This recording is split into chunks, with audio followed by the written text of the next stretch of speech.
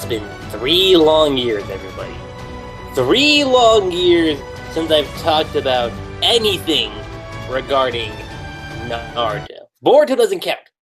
Boruto does not count because A, it's supposed to be about Boruto guest starring Naruto, but you got that little spectrum. And 2, this has been a discussion that I've been working on from behind the scenes for a very, very long time. It's just that now I've kind of gotten to a point where I thought this idea would be perfect for not just a podcast, but just something to kind of think about and just trial and error, see where things go. That's where we get Manga Wars, a podcast series that's going to be about 2 mangas that are similar in some way, shape, or form, and kind of just compare and contrast and see what the strengths are, what the weaknesses are, which one's better artist, all that kind of stuff. But as you guys know, since it's a podcast, I can't do this by myself. So I've got not just one special guest with me, I got 2 special guests. First, I would like to introduce you guys to the one and only Sparda3g. Technically, you can do the podcast by yourself, but it's not that fun as doing with a team.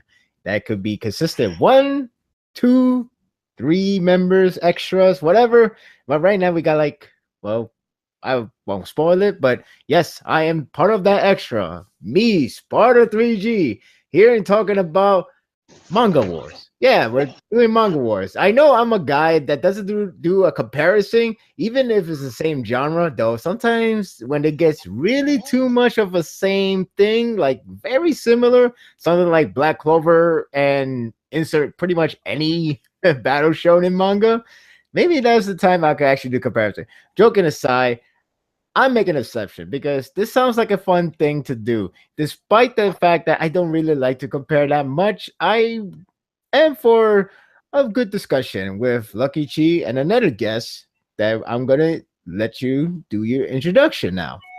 Yes. Hello, everyone. It is I, BlueStarSaber, here once again to join Lucky Chi on his never-ending podcasts and new ideas. And I'm excited for the upcoming epic, legendary battle between these 2 mangas. Well, one of them's a good manga, the other is, well, blah. Also, aka, this guy is known as the cursed child now. Screw you! Screw you! Screw you! On the bright side, he didn't read the manga that we're going to compare until now, and that one was done already. So on the bright side, you can't really change the outcome of the past when it's already done. That's true. The curse did not do any justice. Not in this case. Nope. Do not make me start reading Gintama. I will start reading Gintama. Well, there's that, guys. So don't encourage him.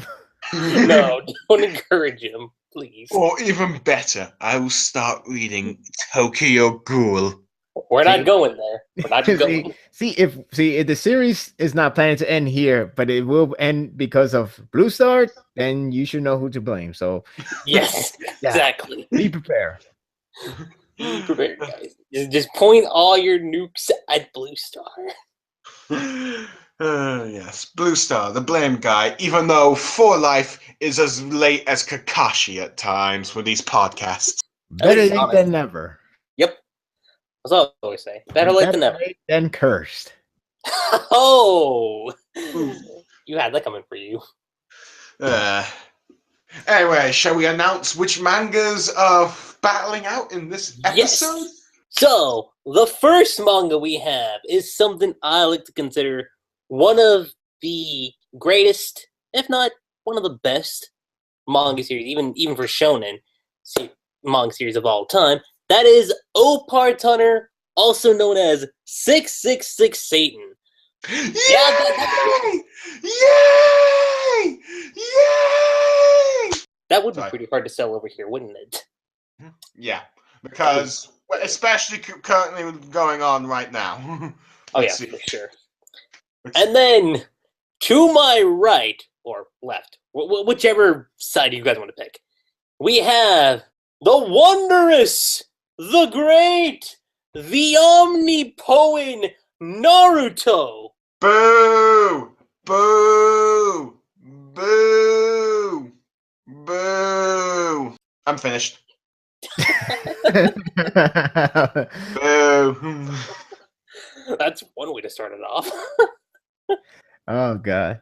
A lot of people are probably thinking like, you know what, this is not worth my time. This is the biasness coming in. Some of the bias has already been shown by Blue Star. Blue Star, Yeah. how obvious can you be? No, I'm joking. I'm joking. I'm going to be a lot more fair, to be honest. I'm going to be a lot more fair. Trust me. There's probably going to be some areas where I'm going to probably take Naruto's side. Trust me. Oh yeah, that sure. Yeah, I can agree with that too. And just to let everyone know, pairings aren't the reason. I know some people are going to make a comment about that, so no, that's not going to be it. In fact, I'll be barely talking about the pairings at all. Yes. That's especially with when we get to the endings part. But if you guys want to know how Manga Wars is going to be structured, it's honestly just very simple. Because it's going to be, we're going to talk about the summary of the series. We're going to do comparing and contrasting, characters, arcs, endings, authors, which is better, a series, artist, and writer. And just from that alone, let us just go ahead and start off with the summary of the series. And best way to start it off is with Opar Thunder, which I'll actually be doing that, at least that portion. Oh, I was about to say Blue Star got this, but never mind. Yeah, I was wondering. I thought summaries were my thing. I'll let you handle Naruto. All right, fair enough.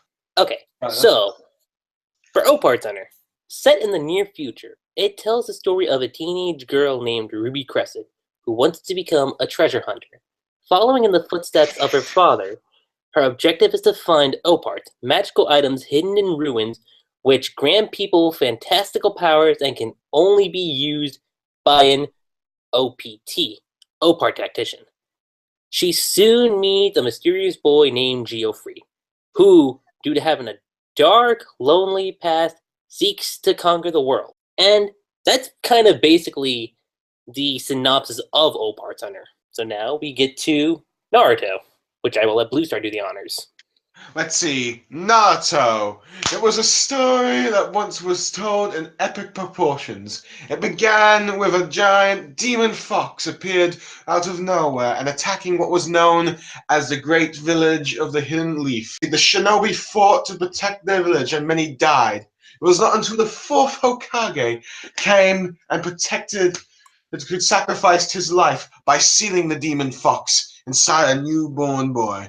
That boy is Naruto. Join Naruto and his teammates, let's see, Sasuke, the emo, cool guy seeking vengeance on the person who murdered his clan, and Sakura, the girl who has a crush on, who sadly is in love with the cool dude, and Kakashi, the mysterious cool guy who possesses the Sharingan of Sasuke's clan, as they battle great evils such as Orochimaru, the creepy snake demon thing, or snake ninja thing. Yeah. All right. How's that? It's pretty good. At least that's in part one. Let's see, part two. Oh boy, that's going to be a lot. Part two is going to be. I mean, that is like 60% of the series. So I mean, not to mention, it'll probably take like 10 minutes just to explain everything that's going on with that thing. Oh yeah, for certain. That is the summary section or the synopsis section of the podcast, guys. So if any of you guys haven't heard these series, Naruto, okay, you're living under a rock. But if you guys haven't read Opar Thunder yet, do yourselves a favor and read that series.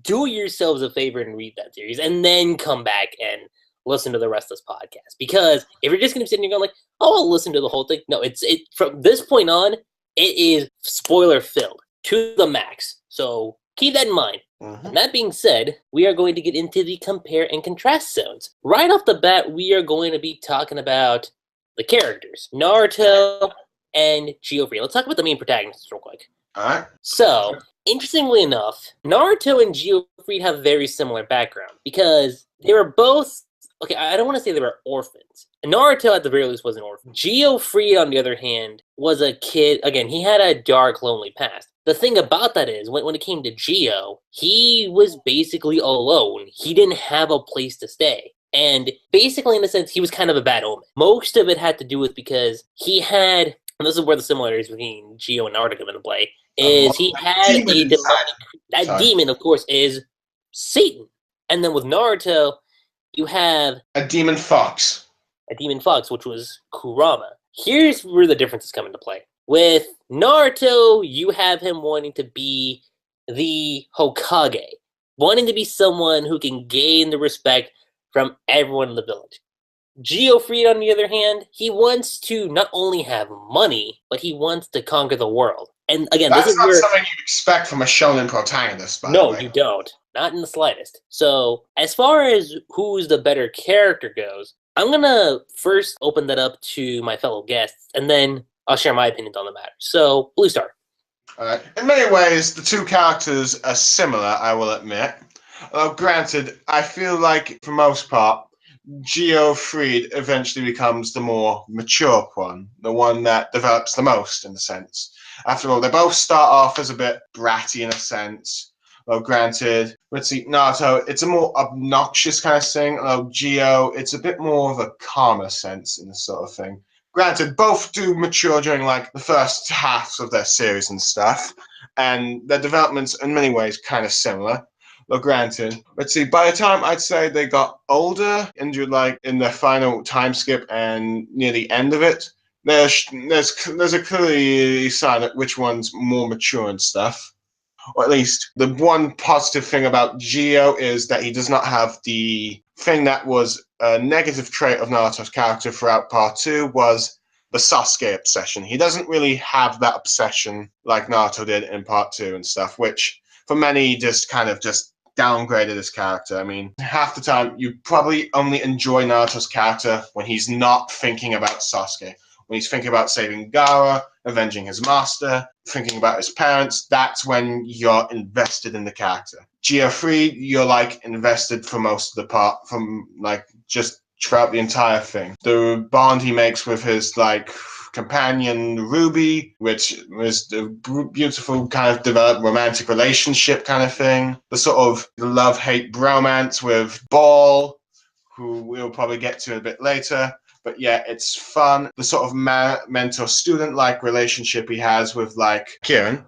Let's see, that was a lot of fun. But yeah, in many ways, Gio is probably the more well-rounded and developed protagonist. He's not just defined by just, at least not completely obsessed with just one person. I mean, his relationships with not just with one, but with all the sub-characters is pretty good. No one is favored over the other. Well, granted, I guess Ruby is a bit more focused on, but of course she's the main female character. But yeah, I would say Gio Freed is hands down the much more better character, from like his journey from being like an orphan to getting friends to like how he helps save people and stuff. Even though he's going on about conquering the world, he is genuinely a good person who tries to, despite being like, I want money, I want to conquer the world, he is genuinely a good person, and he will put aside his own goals in order to help his friends and stuff. Now, on the other hand, while originally he was kind of like Gio Freed, I feel like he became a bit too self-centered and obsessed when it came to this whole Sasuke thing, where it was put above everything else, even when it defied logic, especially when Sasuke became a member of the Akatsuki and stuff. An international criminal, in a sense. Yeah. Not to mention tried to kill not just multiple Kages, but even his own friends. But yeah, Gio Freed. All the way. All I'm right. done. That opened it to you now, Sparta. So it's my turn to speak, huh? Yes. All right. You're not listening to me.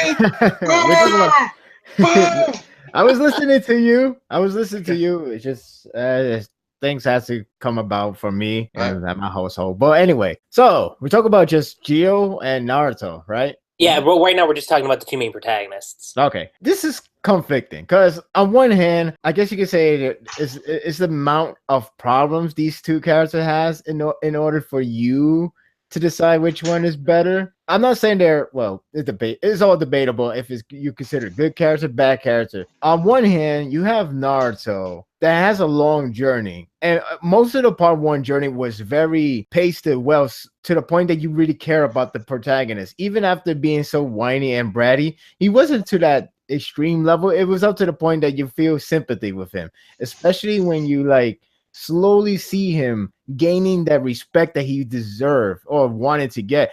I can't say deserve. It's more of a he has to earn it, especially how he started off like, you know, really like a delinquent. And he's proved that he's worthy for that respect. I think that's what I'm trying to say. Right. And, you know, the way how the journey goes, especially when you get to that point when he fights Gara, it's like, yeah, you know, I really want you to actually get that respect from everybody now. Because, like, you're really earning that. You're really showing that you really are mature.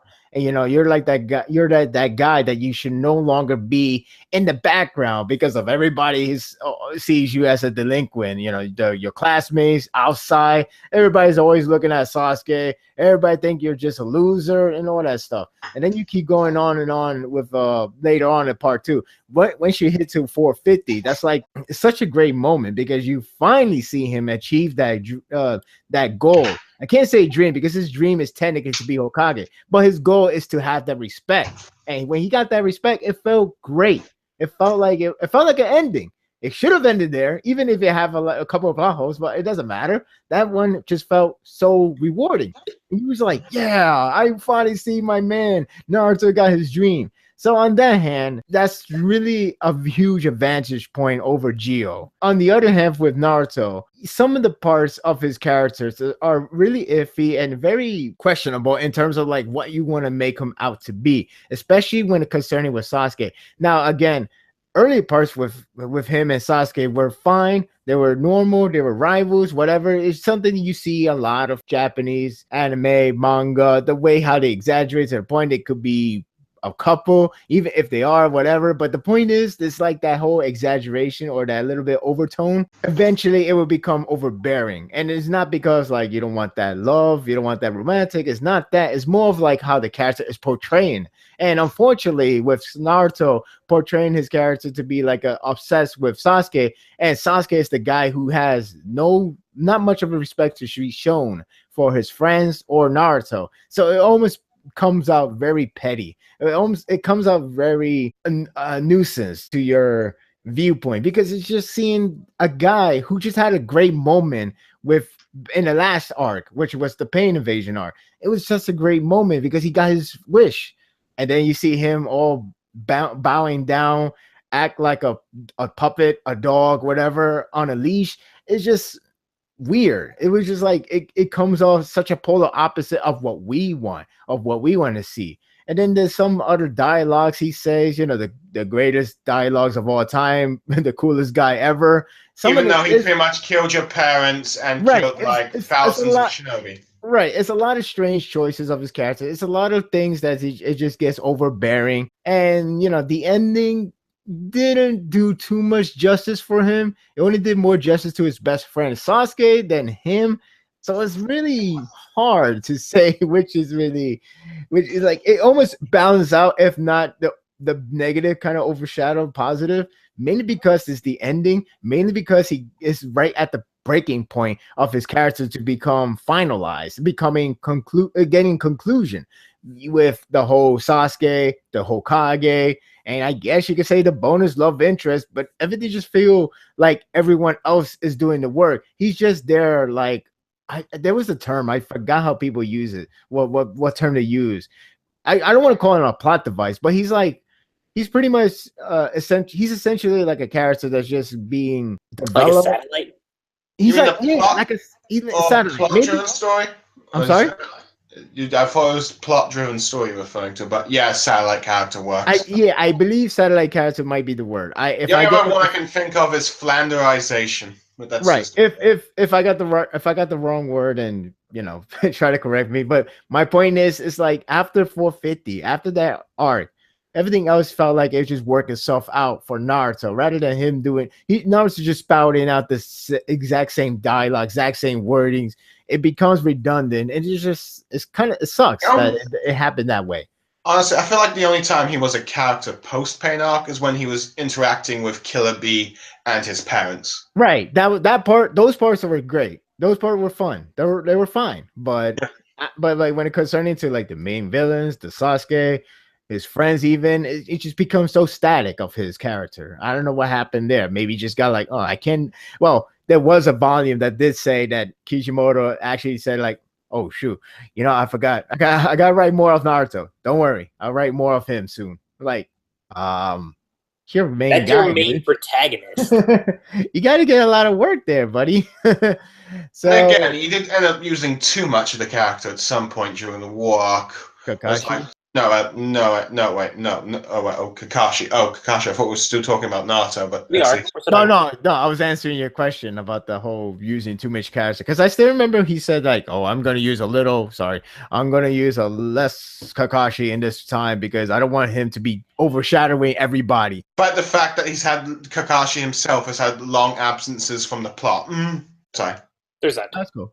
So yeah, that was the case. Now going to Jio Freed. On one hand, he does start off like a very similar characteristic as Naruto in terms of like being young, being a little bit not mature. Well, he's not really mature, but there are some perks that he does have. Like he's more mature in terms of like understanding his surroundings or even understanding his dream, like why he wants to do it. Yeah, that's the idea of conquering the world is rather different because it's not like you got Yagami Light from Death Note because this guy is technically an anti-hero. Technically, that's really even a villain. Yeah, that's different for a Shonen Jump. I mean, maybe not too much, but it is something you don't see every day. So, Jio Freed isn't like a Luffy or Naruto, and that's right. With that said, he still has the characteristic, the tropes of a Shonen hero, and that's not bad at all because the way how he learns about friendship slowly, it does has that rewarding feel. And then you have the whole dilemma that he always had with that Satan, which is similar to Naruto, yes, with QB. The Satan part is like the main crucial storyline instead of like become a back burner much later on, like how QB used to be a big deal. And then all of a sudden we found out it's Juby, we found out it's Madara, we found out this and that and that. It's just like, oh. It just overshadowed everything with it was overshadowed, right, exactly. It's not necessarily a bad thing, but everything else just went over the top that it just like It keeps downplaying what used to be essential. Mm-hmm. Yeah. So like, again, he still has a lot of tropes, but it's still done really good in the beginning. Like we got him understanding more friendship slowly. It's not like, not like just throw in quickly and there's like, hey, friendship, but it's more like, okay, I'm trying to admit that I have a friend, but I'm not going to say it out loud because I'm here to conquer the world. That's my main focus. With her, Ruby, I'm just doing the bodyguard thing. That's my shtick, and I'm sticking to it. But as slowly he just like adapting to a lot of things, and then he's coming to the senses that friendship is something that I really do need. Even if I want to conquer the world, that's something I would like to benefit from it. And it's still neat to see him mature, especially when you go to part 2. He does come off the more mature out of the two, especially when you got that one page, the illustration chapter page, with you see 3 of him. Basically, the first 2 timelines is practically the same, but the last one is like massive difference. It's like, oh damn, he's really looking mature. He's understanding more of his. That even his friend didn't really recognize him at first and stuff. Sorry, go on. Right. No, sorry. It's just you see his maturity comes in. You see how he's no longer that much of a brat. He's more like calm and collective. He's more preserved, I guess, in some sense. Like like how he's like wondering himself. Like he's a lot more composed. Yeah, there you go. That's the right word I'm looking for. He's more composed in that factor. Now, on the other hand, I guess the thing is the fact that regardless this manga was a monthly series, I kind of I can't say kind of. It's more of I wish it would have taken its time because I feel like it's hard to say. I can't find any answer because it's an old manga and a lot of things you can't find some answers like, oh, that series was actually got canceled, this or that. But that's how I felt like. I felt like the series may have get canceled. And maybe I'm only basing on the recent history of my end because like it remind me of another series that just recently got canceled. And it happened the exact same style. It's like your first part starts off normal, and then around the point before you get to part 2, it feels like an editor just told you got to do something to keep yourself alive. Do you have a different idea? Oh, sure, I have a different idea. I'll probably do something extremely drastic to this character arc, and then I'll go to time skip. And that way I could change the formula around and I could make it different from the first part because you didn't like the first part. So if you didn't like the first part, maybe if I go to part 2 with a time skip, I could change something up and I could fix something that it could make me go lasting longer. What do you say? Yeah, go for it. So that's the feeling I got from old parts, honestly speaking. Like, it's because it's funny. You got one chapter that's like, okay, Satan happened, stuff happens, Ruby got trapped, the soul at least.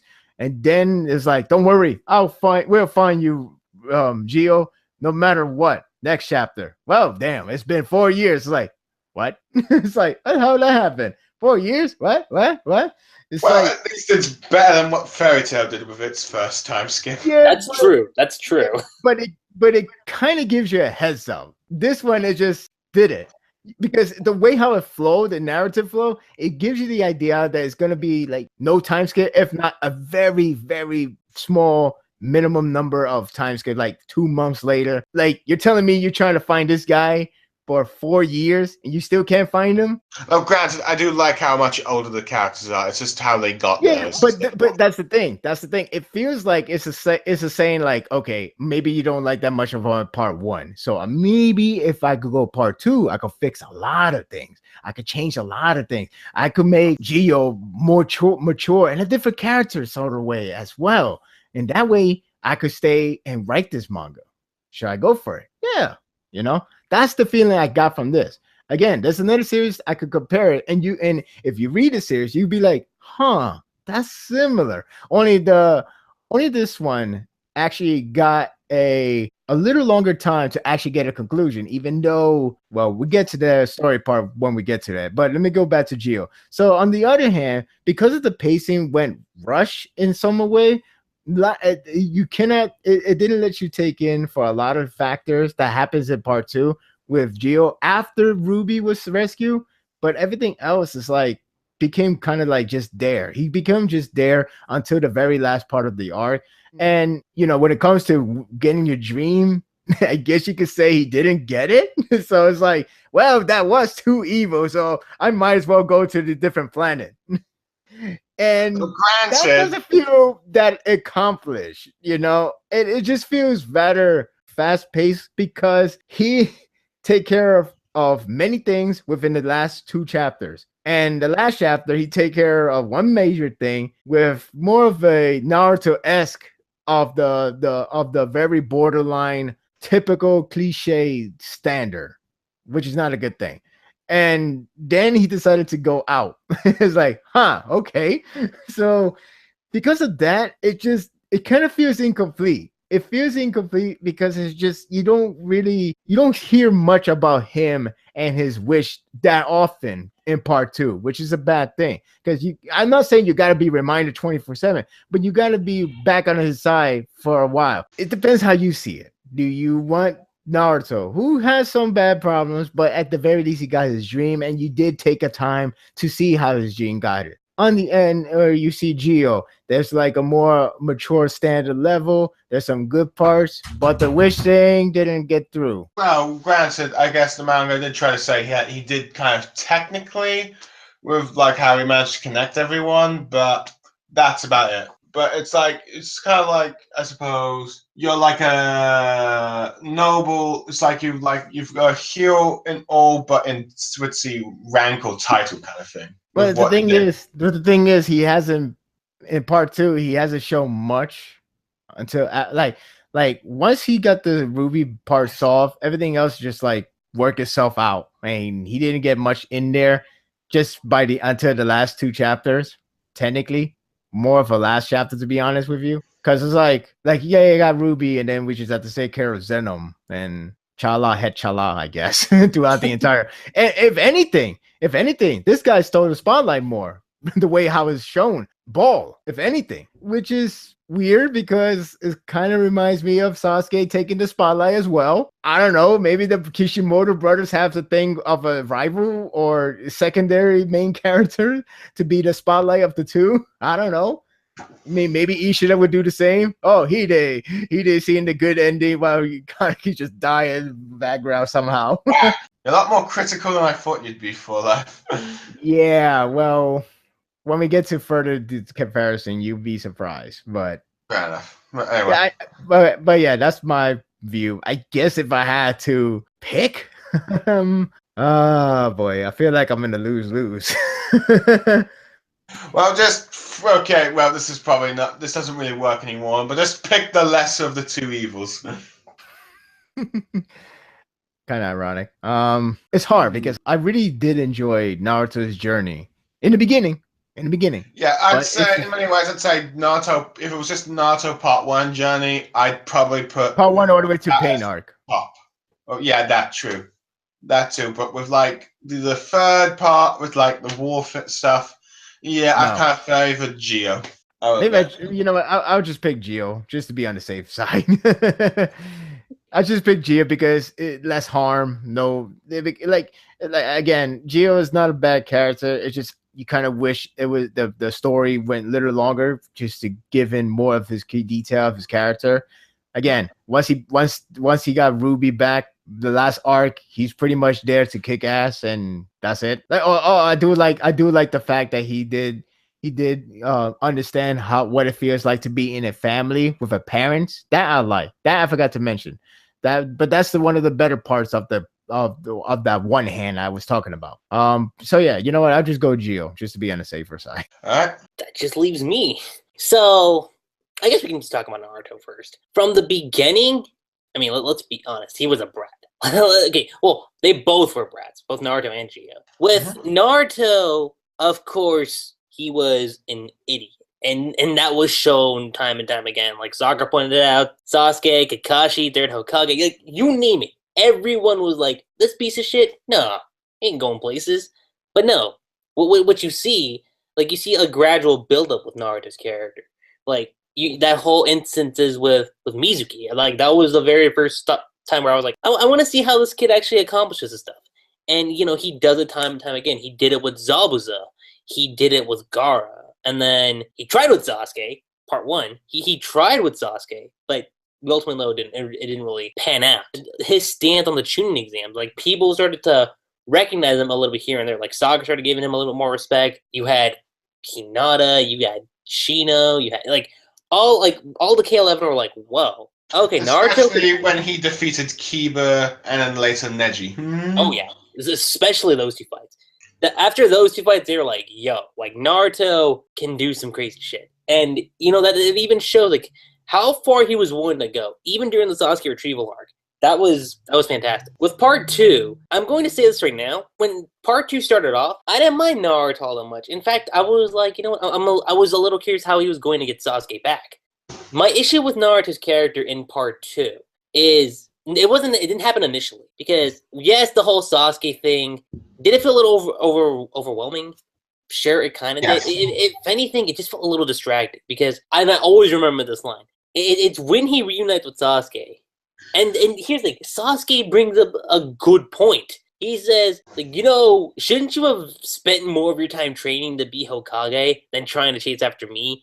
And then you had that famous line from Naruto saying, how could I be Hokage if I can't even save one friend? Like, Naruto, I get it, okay? I get it. It's like, you're trying to do whatever you can to save your friend. My thing about that is, Naruto and Sasuke, even though they had somewhat of a friendship thing going on, it wasn't really there, okay? And the other thing is, like, within the context of the story, we don't see a lot of, like, I guess slice of life, if you will. Like, we didn't get to see a lot of it. Like, because, again, we had the Land of Waves, and then we have, like, bam, Chunin exams. Like, as far as Naruto's connection to Sasuke, it wasn't really that strong because of that aspect. Not only that, but you have his agenda. Well, it's not really his agenda, but the Akatsuki are after him, and, you know, he has to fight all those members.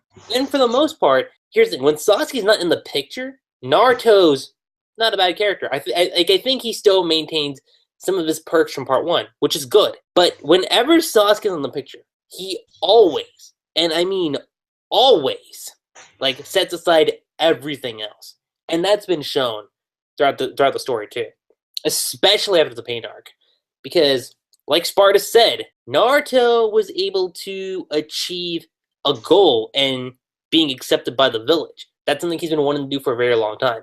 Hokage was one thing that was still, just a bit of ways away, but it's like, all right, that's good. But what happened after paint arc? Naruto begs to the Raikage, okay? Begs to the Raikage, please, Sasuke, forgive. I'm like, even though he pretty much attacked their village and kidnapped his little brother. Like, look, he is, at this point in the story, Naruto is the hero of the leaf. Mind if I interrupt for a second? Go for it. That's the reason why I had to pick Gio. And I forgot to summarize what I wanted to say. Basically, it's up to you. Do you like the fact that Naruto gets all the good parts, but he has a lot of negative parts? Or you want to minimize the good and bad parts from Gio? It's like pick your double-edged sword. I guess that's basically what I'm trying to say. And I only choose Gio because it's less harmful. Again, Naruto harm part is really cringeworthy, and it just like the whole Sasuke thing is just, I know it's trying to aim for probably the fangirls audience, those whole boy and boy action thing, even if it's not really going for it. Basically, there's those baits. It's clearly that's the case at times, and yeah, that was it. And it was pretty sad because maybe I would have been okay if I believe in their friendship, but I didn't buy it after. No. I mean, let's see, his relationships with like the other members of Team 7, particularly Sakura, was a bit more believable, particularly with the Gaara moment and like the promise of a lifetime thing. Let's see, and also his mentor-student relationships with both Iruka and Jiraiya were a lot more believable as well. Yeah, and the thing is, like, Naruto has like all these friends that are like there to support him. But when it comes to Sasuke, and then it's like what you guys have been saying. Naruto is putting that high. It's like, oh, but Sasuke, I'm like, but your friendship, I didn't see a lot of it. So how am I supposed to root for the fact that, yeah, like I want you to succeed when? Granted, in some ways, his friendship with Gaara is a lot more believable, even though it feels like there was a bit missing out between the fight they had and the Kazekage rescue arc. Sorry, but yeah, like that's mainly where like the big line is drawn for Naruto's character. Is you have that, and then of course you got the war arc too, with the coolest guy ever, and he becomes like the soul savior. He becomes like the Messiah, blah blah blah kind of thing. I mean, yeah, okay. Here's the other thing: Naruto was able to revive an eyeball. You have that, and then okay. And here's the biggest thing about, and this is like the foundation of Naruto's character. Okay, working hard, working your ass off to prove that you can do shit. You know what happened to that? You turned out to be the reincarnation of a demigod, of the son of a demigod or a godlike being, blah blah blah thing. Exactly. And you're destined to get all these powers, blah blah blah. You're the chosen one, blah blah blah. Child of prophecy. Yeah, when you throw in all those concepts and the Naruto's character, that diminishes everything. I'm being honest, everything. When it comes to his character, and especially the whole reincarnation thing, because you have that where it's like, yeah, like him and Ashura are similar. Naruto's is more stupid. It's like, what? No. And also, you have this whole notion of like working hard, right? Naruto's final power up was just given to him. That destroys his hard work ethic. See, granted, you could argue he got a cool design out of it. Like, granted, Sparda hates the final design Naruto got. Granted, I kind of like it a bit better than his first two, but that's just personal tastes. Anyway, honestly, when it comes to his designs, I would have much rather preferred his Chikara out design. That was perfect. Okay. Honestly, I'd say Sage Mode was the perfect one, but anyway, go on. That's something that we're doing off topic. Go on. Yeah, so honestly, like that's what I gotta say about Naruto's character. With Jio Freed, on the other hand, here's the thing. He starts out a little bit similar with Naruto. Although, again, Jio Freed, while yes, Naruto's backstory and everything, it sucked. The thing about Jio Freed is that here's the thing, Naruto had a place to live. Let's keep that in mind. Naruto had a place to live, and you had people looking out for him. Jio Freed, on the other hand, had to live out on the streets. No one gave a shit about him. Up until when Ruby showed up. Like, the second Ruby showed up, and granted, like, again, it was for money and it was for world domination. He was there just to be her bodyguard. But what I like about Jio Freed is how much he matures throughout the course of the story. How he just develops as a character. And again, like, you have the introduction of the parents, you have the introduction of Ball, like, all these characters that that have played an influence in the story have also, like, played, like, a big impact on Jio Freed as a character. And by the time you get to part 2, like, you just see how great of a character he's become. Now, granted, I will admit, like, when we get to the story portions, I'll mention, like, the pacing. But you see what he's been able to do. And honestly, the way he matures throughout the story, I think it just really stands out. And also, the biggest thing I want to say is, never throughout the story does Jio Freed, like, go through, like, a reverse development. Naruto had that. But Jio Freed, no. Like as Jio Freed develops, he continues to develop as a character. With Naruto, you're like, all right, he's developing, but then you hit that point where you're like, what? But oh god, why are you doing this? You don't get that with Jio. You don't. So honestly, with me, I would finally have to pick Jio Freed. That's just my take on it. Okay, which character we're talking about next, or the next character? This is going to be an interesting one. It's going to be on the female characters. Specifically, Sakura Haruno and Ruby Crescent. So, Blue Star, I'm going to open it up to you. Let's see. Ooh, it's a little bit tricky because there are times when one character is better than the other. In many ways, they're both kind of, like helpless at the beginning kind of thing. I mean, they're both mainly just like the info girl, the comic relief, comic relief in the way of like getting mad at the protagonist in the classic tsundere way, and usually the one that usually explains stuff kind of thing. They both kind of serve that purpose. Although granted, I would at least argue with Sakura, she at least had 1 or 2 fights to be in and stuff. Ruby, on the other hand, didn't. Let's see. Well, granted, I do think the one thing with, like, at least with Ruby, you know that she wasn't supposed to be like a fighter, so you could accept that if you just accept that some female character. You could accept her as a sort of like a Bulma situation where she's just there for the journey of the ride, just like the support and like tech knowledge, all that kind of stuff. Yeah, My Hero Academy of fans, you gotta accept that. Go on. Let's see.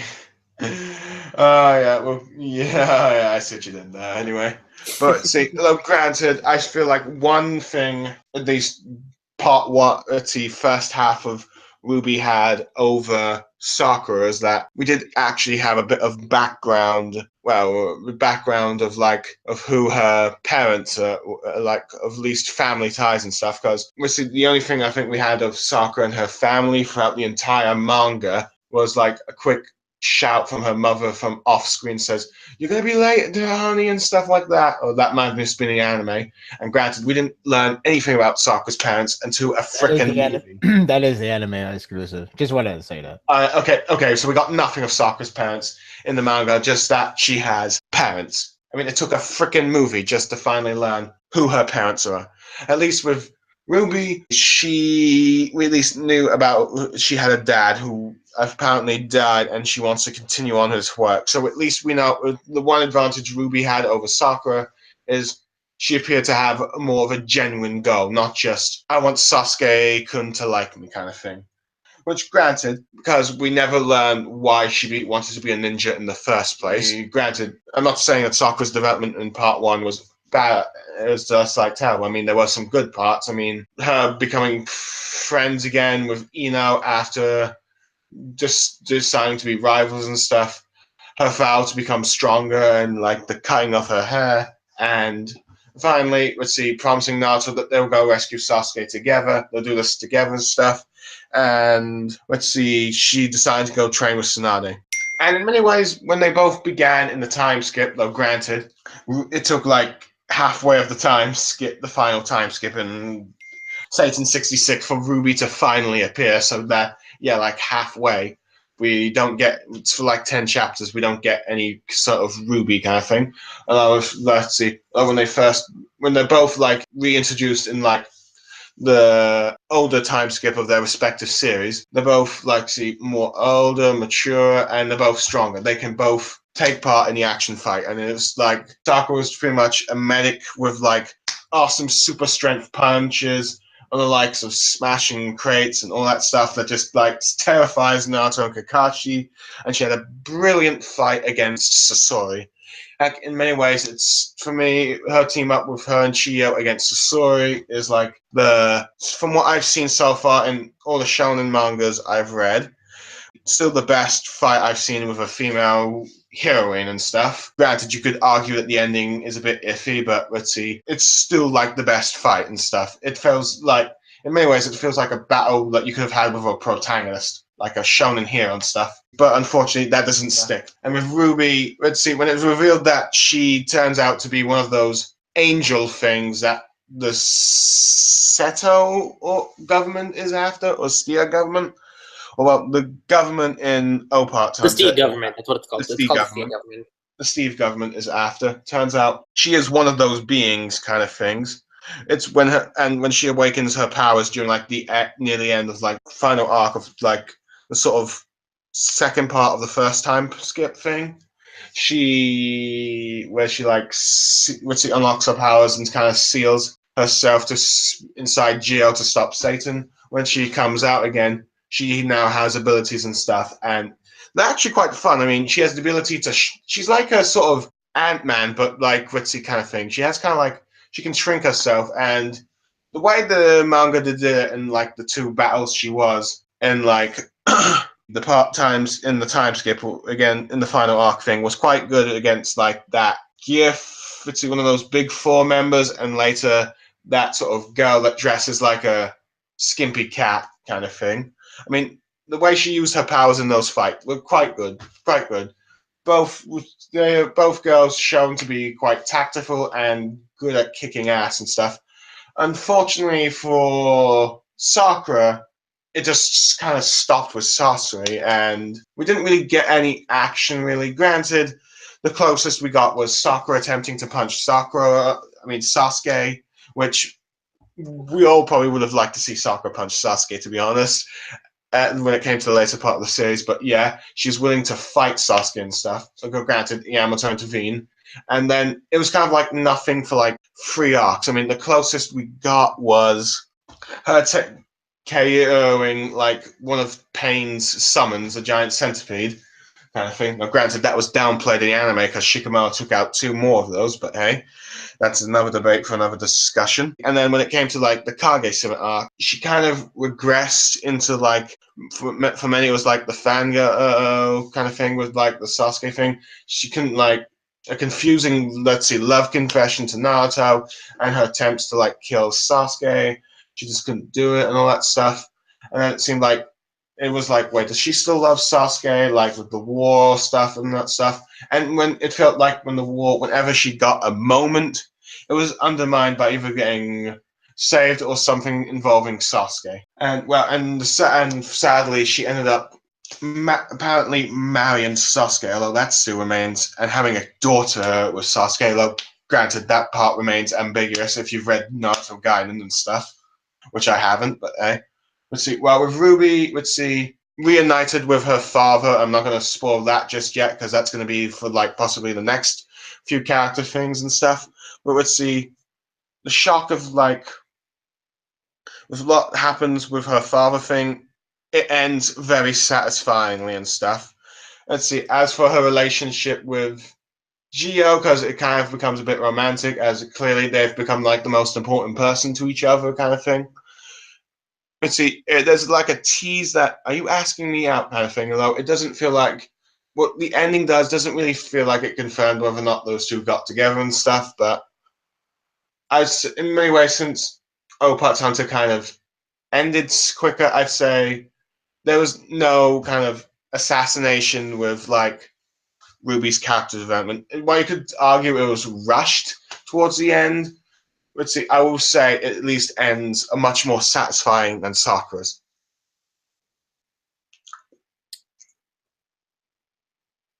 Is that all? That's all. Alrighty. That just opens up to you, Nick and Sparta. When you said female characters or just the heroine? Okay, just the heroine between Sakura and... I feel like we'll probably need to generalize the other characters as in supporting characters and villains a bit later after this, maybe. Well, yeah. Okay. I guess the Kishimoto brothers needs work. That's all I got. Okay. I'm gonna be more thorough. To be fair, the old parts hunter, in terms of the heroine, is actually is the better one of the two, because at the very least she has a goal in mind and is more of different partake of the character more so than just the romance side, which for some reason Kishimoto of Naruto happens to just think that's the character that every female always has to be, or something like that. It has Unless they're the villains, right? Which is rare. Right. Though what I said at the beginning, these two, the brothers needs work on the female characters. Well, I haven't read the other series from the younger brother, the younger twin brother, basically the old parts hunter, the author. I haven't read others' work. Maybe it would change my mind completely. Blaze Drive, I believe one of them is called, right? Right. Yes. Maybe it would change my mind. And it's not too. It's a little bit unfair because the character Ruby was supposed to portray is basically the Bulma of the series, which is practically there to be a traveler guide, a traveler friend, companion, and have a slapstick moments, whatever it is. Of course, that time era is different, so it's no longer you still get fan service, which is one thing I would say. Definitely, it's the one thing that Kishimoto is probably better than his brothers. He doesn't sexualize his female companions. Right. That's the thing. The only thing, he's pretty much the Mashima of the two. Yeah. In some ways, I feel like Mashima in some ways is more tamed with some of the things that Shishi Kishimoto has done, and that's saying something. That is awkwardly true. but yeah, let me just diverge from that topic. My point is, it's kind of hard to really judge completely because again, the character of Ruby was supposed to be Bulma, and I guess you could say that he's trying to fix it by going to part 2, and then I guess you want to say suddenly have powers to do a lot of things now. I mean, like it does explain, but it's just you kind of just have to go with it more so than like I see that development coming in from. It's more like okay, cool. I just wish there was like another arc with her developing it before. Right. It's just like oh, by the way, I got these power too. We're like, oh. Neat. That means you're useful. Woohoo! That's the feeling I had from that part. But anyway, for minimum action she has to have, which is shame because again, her character was supposed to be Bulma style, which becomes I don't know any heroine from a series that really cares about heroines. Basically, that's where she jumps into. Basically, actual sidekick. Yeah, she had minimum action, but they were pretty cool for what lasted. It was quite clever how she used her abilities and stuff. Right, yeah. And the only and the part with the whole reunion with her father, that was nice and all. It kind of feels weird how what's that word I'm looking for? Sideline she felt in the final chapter. It's like, oh, by the way, you call with me too? Cool. It's like, all right. I suppose, let's see, I suppose in some ways with the exception of maybe the Jio stuff, her character was pretty much concluded. Yeah, but it feels very sideline. Like, it's weird. It's weird because it's weird because like I'm not going parry mode or anything like that. But again, once Jio saved her, everything pretty much got in the back burner. Everything becomes a finish the fight mode, meaning the characters don't need to develop anymore. All you have to do is finish the battle, they finish the plot, and that's it. That's what when I say finish the fight, they pretty much take care of the leftover. The leftover is the government, the Xenon, whatever. That's what it feels like, and that is a problematic because because the main characters are the one that's affected the most because they feel like they just got everything done. Now Ruby got a little bit more done because of the father situation, but after that was done, if you wouldn't even know that she was a part of the main trio because Cross got more in line there by the end, which is weird. It's like, yeah, Cross, he's more of a main character, I guess. Cool. Let's see. So yeah, that's again, it's hard to judge because maybe the fact that he has to shift her character, her status character, her way how she's supposed to be portrayed, it's kind of unfair for me to say like, oh, he's not good at writing female as well. The younger Kishimoto. Now the older Kishimoto, we don't know how his future work would be like, but we do know, well, at least I know that his female character, or actually we should not put everybody, his character, his heroine written character is not good. It's not good at all. And it's sad because there was that potential, as Blue Star has reflected on, the whole Sorcery, Sakura, Chiyo tag team. That was so cool. That felt like an underdog battle. It felt like something that we actually have that tension and something that we like to root for. We want to root for her for once. Yeah, she's the same. It was voted third best fight in the third data book. Right, exactly. And then she has some character growth. She has a character dilemma in the next following arc as well. So it feels like there's more to her. Yes, finally. Instead of like her being a back burner, being a person that's just fangirl Sasuke, or just keep saying the same line over and over, and that is, I gotta get better. I gotta get stronger. I gotta get better. Maybe I should do something. I gotta get better. And then it becomes a new one as like, I wonder why Sasuke is not looking at me. Sasuke is not looking at this way. Is Sasuke good or not? I don't like Sasuke in this case, but I would like him if he went back to the old case. Which is like, we're not in the winning streak, damn it. So yeah, as mentioned before, her character went down the drain by the end of the arc, the final arc. And by God, I don't know. That's the better. Point is, I definitely say Ruby is better in that case because again, it comes down to the minimized damage of the character. And again, Ruby character negatives is not really a cringeworthy level. It's just underwhelming. Like nitpicking, I guess, is the better word I could use. You could say nitpicking. I mean, again, for a short amount of time, she did accomplish a good amount of things. It's just that you kind of wish her character start. Yeah, like not just in action oriented, but just in general. Like again, if you go back to the first part, she's pretty much in the background, and the more important part of her is her secret Opars item that she has that we don't know until the next part. But yeah, that was it. And of course the saving Gio was one of the highlights as well. It did get a little convoluted when the part about her background is revealed. That part is a little bit iffy as well. Other than that, she's not really that bad. She's not bad. She's not in the cringe-worthy level. She's not in the worst heroine of all time level. So that's the upside. So definitely Ruby for me. Okay, that just comes down to me then. For my longtime viewers out there, you guys know how much I defended Sakura. There was maybe not all the time, but you would know I would make videos here and there, like discussing about Sakura, like her potential, everything as a character. I kind of wanted to believe that, that by the end of Naruto, she would be something. And here's the thing, because I remember, and this was totally off the podcast, because I remember we were having this discussion at one point, but from part one, when you see like who she was in the beginning, now granted, like she doesn't really develop a lot per se in part one, but you do notice like little moments, little gems here and there that's kind of like indicating that, yeah, she's getting better. So in part one, it's like, all right, she starts off low and she kind of goes up. Not a lot, but you notice like these little things where you're like, okay, she's developing as a character, and that's a good thing. Part two, on the other hand, you have an opposite effect with Sakura because, again, her whole character is kind of like a romance based, and it's sad to say that because her goal, at the very least, we didn't know, like, we don't know exactly what it is. The only thing we get from her goal related wise is, you know, having dreamy eyes and looking over at Sasuke and feeling extremely nervous about it. That's it. We don't get anything else from Sakura.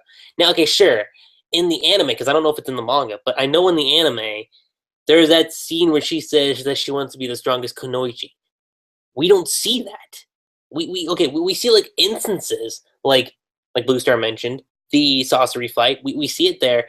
And I guess you could say when she beats the shit out of like one of the Jubi clones in the war arc, I guess that's something. Oh, and punching Kage in the face. You got that too. But that's it. Like, you only just get like 3 little things. After that, you don't get anything.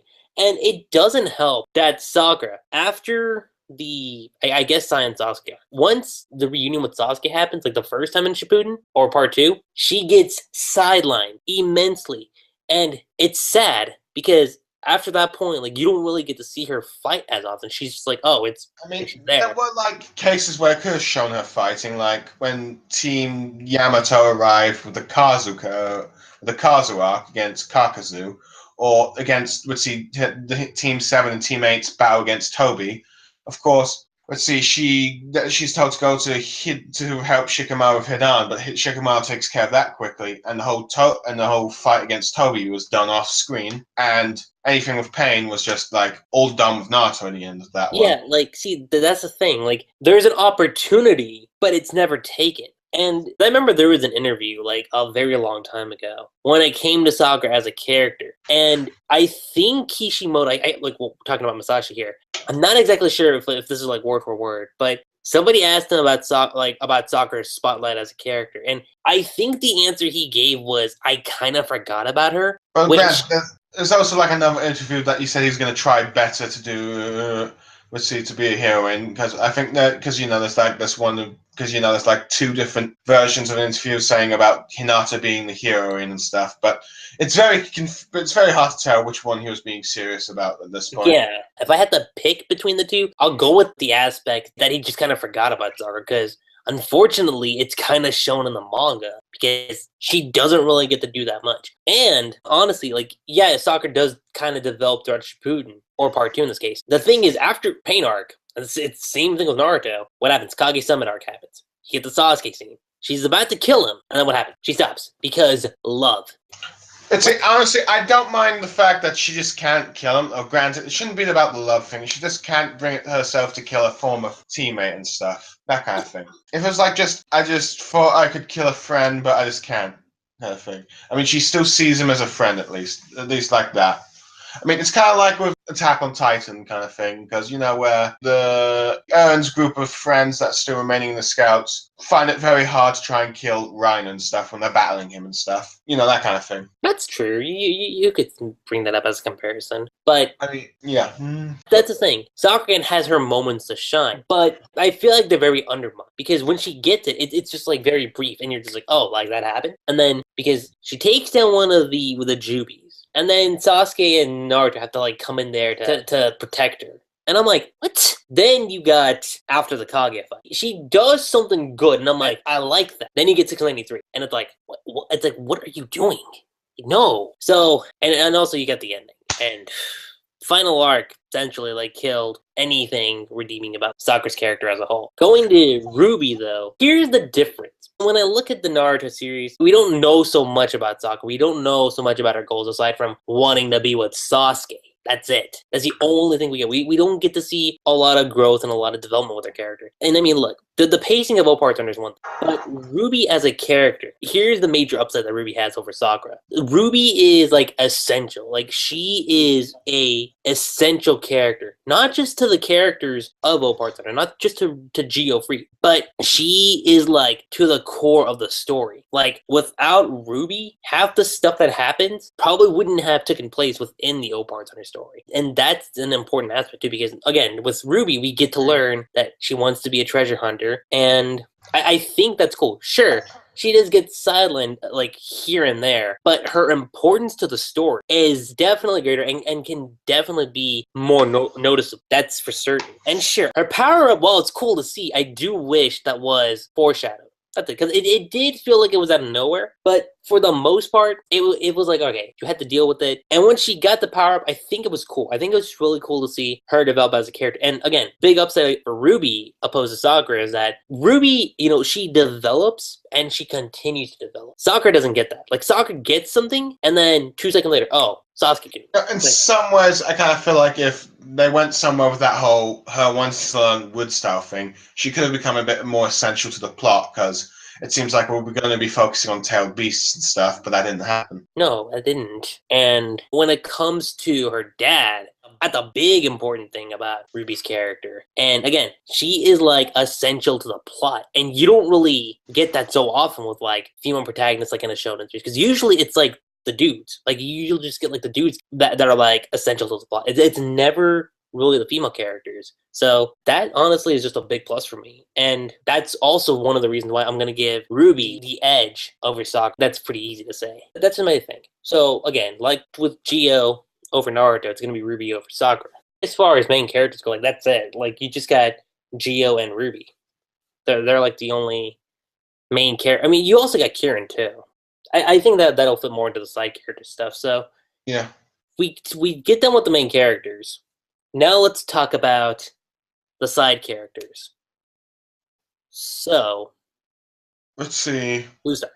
In many ways, for most part, they both kind of start. Let's see. Naruto definitely has more side characters and stuff. Let's see, and stuff like that. In many ways, I feel like Naruto is more quantity over quality by the end of it and stuff. But when Naruto side characters start off pretty well, they're actually pretty good. I mean, Kakashi's like a cool sort of mysterious, dark, badass kind of thing. You've got like the lovable Rock Lee, let's see, Shikamaru, let's see, the K11, and the rest of the K11, Gaara and stuff. When they all start off like in part 1, they're all very well developed. Neji came from the guy cursing, hating destiny to like saying fate is unavoidable. Let's see, but then turns out after fighting Naruto, and learning the truth of how his father actually died, he says maybe it is possible and stuff, and vows to become better. And you kind of see that in like the Sasuke retrieval arc. Shikamaru, you see kind of like put up more of an effort and stuff as time goes on and started becoming more and more like a proper kind of leader kind of thing. You get at least enough screen time to develop like Choji's friendship with Shikamaru, Kiba's with Akamaru, and Rock Lee is probably the best support or side character in part 1, from his struggles to like showing how much of a hard work he is to losing his chance to become a ninja, his struggles to become back, and when he finally becomes a ninja, he gets his ability to be a ninja again and stuff. And Gaara's development from like becoming an antagonist, like a dark reflection of Naruto before after being defeated by Naruto, and seeing that, hey, there's a better way to do this stuff. But yeah, there's just like everything fun about them and stuff. The future mentors for both Naruto and Sakura. But when time goes on, they kind of, become a bit less relevant. Kakashi's role as a mentor kind of diminished when Jiraiya and Tsunade took over and stuff, and the last time he felt like a proper teacher is when he was trying to teach Naruto the Rasen Shuriken kind of stuff. Granted, he did eventually get a sort of character arc when it turns out that Obito, the person who has the character that's probably defined who he is as a ninja, turns out to be one of the biggest bads in the Naruto-verse. We got quite a lot of focus with him, but it felt like it was cut short because, hey, it has to be Naruto and Sasuke that defeats this guy in the end, not really Kakashi. So it's kind of like, and then suddenly it's like, hey, you need to become Hokage later. But also there's like some long absences when you have the character and stuff. And Rock Lee completely sidelined for the majority of part 2, except for like a few minor clashes. And the only real character moment is like when he's like, guys activating the 8 gate saying, he must support Guy to the very end and stuff like that. And that being upset will just be a disgrace to him and stuff. Gaara, at the beginning, granted, I feel like there's something missing between him and Naruto, between him defeating him and him rescuing him, but let's see. But yeah, he's absent but after the first arc, he's absent until the Kage Summit and the War arc, which, to be fair, he does a lot in the war arc, which is fine with me. I mean, he does feel like a major supporting character and that stuff. Let's see, and all that stuff. And the rest of the K11, let's see, they just absent for most part. Let's see, the only one that feels like a consistent main supporting character is Shikamaru. Granted, they do get some moments of the war, but by then it's too late. And Neji dies. Spoiler.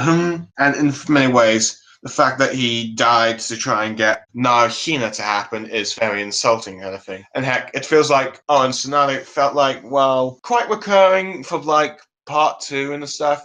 It was mainly just giving missions, and it felt like she should have at least gotten one more battle than she did from like the one with the Sani Battle Royale between the one with Madara, possibly the one against Pain, which was supposed to happen, but let's see. That was cut because the editor at the time said, let Naruto have all the glory, blah, blah, blah, kind of thing. So yeah, pretty much. And it was like, alright, and not to mention there's also the problematic that the supporting characters just started getting increased, and there was no like drop-offs, things like there was no subtle drop-offs and thing like. I mean, granted, there could have been because some of the Part 1 characters were supposed to die in the Retriever arc. I think Neji, Kiba, or at least Neji and Choji were supposed to die, but they became so popular at the time, the manga said keep them about. The editor says keep them about and stuff, but Kishimoto had nothing else to do with them. But yeah, it's just like, you see, new side characters were coming, and each time they were more powerful, more skilled than the last, that they just kind of made the side characters irrelevant. Especially during, like, the Kage Summit, where all these elite Jonin and Kage from the other villages were being introduced and stuff, and you mostly saw them during the war arc, not the characters you grew up with, except with the exception of maybe the members of Team 10.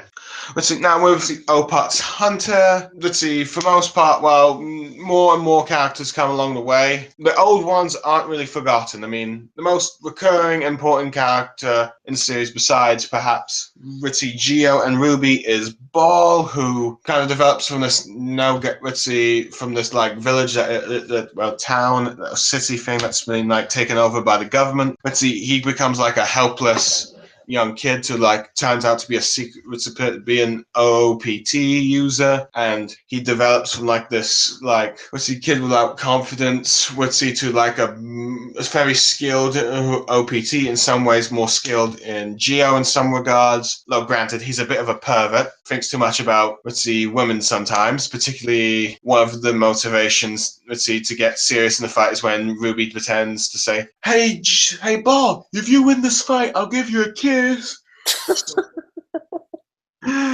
Oh boy.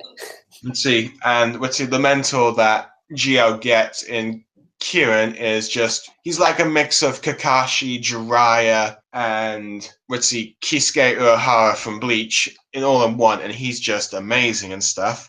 I mean, in many ways, I felt like what Kishimoto did with Kakashi and Obito, Seishi managed to do with Kirin and his brother throughout the entire series and stuff. I think that was well done. And the secrets behind the dude and why he's so powerful when he's not an OPT, I think for most part makes sense. Other recurring characters is the holy user. What's his name again? Which one? The one that has the 5 rings. Cross. Cross, I think, in many ways, is kind of like the friendlier of the two Sasuke-like characters in this thing. His journey to kill Satan and stuff, I think, is quite well developed. Granted, it takes a long time before he actually meets Gio, but when he finds out it's Satan, it's quite massive and kind of intense and stuff. But when he learns the government is kind of using him and stuff, and Gio isn't the bad person, his his determination to help Gio and save Ruby kind of stuff and defeat the Steer government is quite good. I quite like it and stuff like that. See, I even like the other kind of Sasuke thing, who was a friend of Gio's originally in childhood until Satan killed his parents and stuff, and he hated Gio and stuff. And they had a quick encounter during the beginning of the first, the only real small act before the first big arc, and stuff. It's where they fought Gio, and when Gio was able to save him, and he learns a bit more stuff and realized that Gio is not his enemy and stuff. And when he returns during the tournament arc thing, he is much better character development. He's let go of his vengeance, and even the latecomer. Let's see, the girl, the free-eyed girl. What's her name? May. Yeah, I quite liked her as well and stuff. She's the Sakura of the two group. Well, I think I think people originally kind of consider her. I think Lucky Chi kind of compared her to like a Hinata thing, although it's not really Hinata. I mean, she moves on from her silly crush from Gio. Granted, I wish it would develop a bit more slowly. Granted, pacing was only like 26 chapters and stuff. Mm-hmm. But yeah, but what's given them, but at least she's not solely defined by her crushes on either Gio and later Ball. I mean, she at least had that relationship with her brother, which was quite good. And I also like the interactions that we had, what turns out to be her like cousin kind of thing with Kieran was also quite good, and how she assisted him in the final fight. Oh yeah, that was good too. Yeah, and other characters, which he kind of rushed as like, I guess, or just they came from time to place. The old woman that knew Ruby's father, she had quite a lot to do. I was fine with her role in the series. She was like just like the sort of like mentor support role kind of thing. She become a comic relief in part 2, but go on. Yeah, she kind of, although granted, she interacted with Ball, and he's kind of like an idiot, so yeah. That's to be expected. It's kind of expected. You're just bound to become a comic relief when you're with that guy. Let's see, former Senon dude that has like those chains and ice abilities, and that dude that's trying to save his sister, and the fat dude. Let's see, they come and go in the story, but let's see, they're fine. I mean, they all get their moments and stuff. Granted, the dude that's trying to save his sister and the former Senon guy kind of weren't there for the grand finale kind of thing after sister. There's nothing else to do with them, but still, that wrapped up nicely. I mean, every character got their moment of time and they concluded. So yeah, I will, in the whole, well, let's see, the O-Parts cast is smaller. It is, for most part, better quality of like where they began and where they end, when just kind of not just being forgotten halfway or even from the story and stuff. There you go. Full lifestone, I guess. So wait, when we're talking about characters, we're talking about the good guys only, the bad guys? Well, right now we're just talking about the side characters. Like the villains are gonna have like the villain stuff's gonna be next. Okay, so in terms of good guys, side characters, it's hard to say because I would say this, and it's not because it's just popular, but I would say that Naruto side characters are more memorable. Yeah, they kind of are. I mean, let's see. If there's one thing you're gonna remember in Naruto, you're gonna remember Rock Lee. Yeah, exactly. And I probably have to pick Naruto. As much you guys are probably gonna kick my ass right now. How dare you, for life? It's not wrong. It's not wrong with the Opars Hunter main side characters. To be honest, honestly, the only edge, the real edge they have is the fact that they actually start and end. They begin and end, because the side characters in Naruto, they begin, they wait, and then they get their end. Sort of, kinda. A little bit. Not to mention, it just keeps adding more and more new characters like Sai and Yamato, Killer Bee, that's the biggest thing. That's another problem. Like the added character to the already really good cast, a really high potential of really strong characters, especially you coming back from the tuning exam. It's like, damn, these characters are amazing. They could be even more if you give them more time. Didn't happen. Well, Sasuke retrieval arc did, but not as much, which is disappointing, of course. But I would still have to give the edge to Naruto in terms of side characters, because as the old parts characters, I do like them more or less. I do like, I can't pronounce his name, or more like I try to remember his name. How do I forget his name? He's the guy with a sword. Oh, no, was it Jin? Yes. No, wait, is it? Is he the one with the flame sword, or is he the one with the normal sword? He's not an OPT. Oh, he's the chubby guy. I know what you're talking about. No. It's the mentor. It's the mentor. Oh yeah, that's Kieran. Yeah. Okay. Cool. Yeah, that I like. I like him. The other characters are like, they're good. They're standardly good. That's the thing. They're not bad. Nobody's really bad. It's kind of like Black Clover in a sense. Like, these characters in Black Clover, you could try to argue against Asta yelling constantly 24/7, not anime even, but the cast itself, they're not bad. They're like, you could say they're good. Just how good they are. They just don't stand out, to be honest. They're in the standard level. They're in a very basic borderline level. Like I have to admit, that's it. Ball's abilities aren't really that interesting until like the time skip, to be honest. That's true. That's one thing that benefited from him. But anyway, like with Naruto side characters, like even though their screen time is the one that really hurts them the most, their moments does stand out and it does have a lasting impression. At least in my opinion, especially of course, like you guys said, Rock Lee is one of the most standout. It's just like it was a really, really strong underdog story. The guy who has no chakra, the guy who cannot do no ninjutsu, anything, just taijutsu. He has to work his ass off. He was coming close to defeat a major boss in the arc, Gaara. Oh, so there's something major wrong with you if you do not cheer for when he drops those weights. Yeah, it's like he's so charismatic. He was energetic. He was one of the kind. He was just great. And then like even his ending was great. Like he was standing up. Pretty much the only character you do not hate by the end of the series. No, right, exactly. It's like, damn, I can't really hate this guy.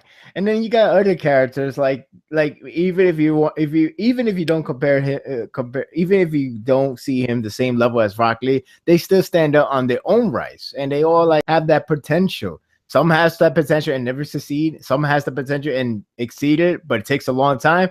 And some of them has the potential, but happen early on to exploit. And because of the series is long, it's like, damn, we kind of want more because he's there now, you know? I mean, Shikamaru is the only guy that got away with it with the whole getting developments and the fact that the series went on 700 chapters. He still gets some spotlight. He still gets the spotlight. That's the only one I think that kind of comes close to Shikamaru would be Choji with like, I mean, well, he doesn't get major development until like the Asuma stuff in the war. But that's still, but he's my example. Recurring enough. Yeah, but he's my example of like he got the potential, he exploited in the Sasuke retrieval arc, and then you gotta wait a long time to finally get another one, which is a problem. That's a problem because again, I'm not saying you gotta use these characters over and over and over again, but when you have a large cast, you gotta find your way to keep using them and or remind us that they're still here. It's tricky. It's hard. I'll give them that, but you gotta find a way to balance it out. And again, the biggest strength is they do stand out significantly more in terms of like the spotlight moments, the monumental moments, the memorable moments, something that you don't see too much from old parts. And that's, I guess you could say old parts has that. Like again, these characters are not bad. They're good. They're like with Kieran, the standout part was that the last arc, if anything, because that's where his character gets finalized. His character development ends there. And, you know, it was cool how it leans towards that part, even though I do feel like it could have gone longer, not the battle, but more of that build up. But again, I feel like the series got canceled. There's some sign that I feel like the series got canceled. If not, the guy just didn't want to do any more of the old parts. I don't know what's the real story behind it. But the bottom line is there are some good moments, but never a standout, strong, significant moments. It's like Black Clover. Black Clover cast, you know, they're good. They just don't have a standout moment yet. They don't have a record showing that's like, yeah, see, this is the chapter you got to read. This is the episode. If one has an anime,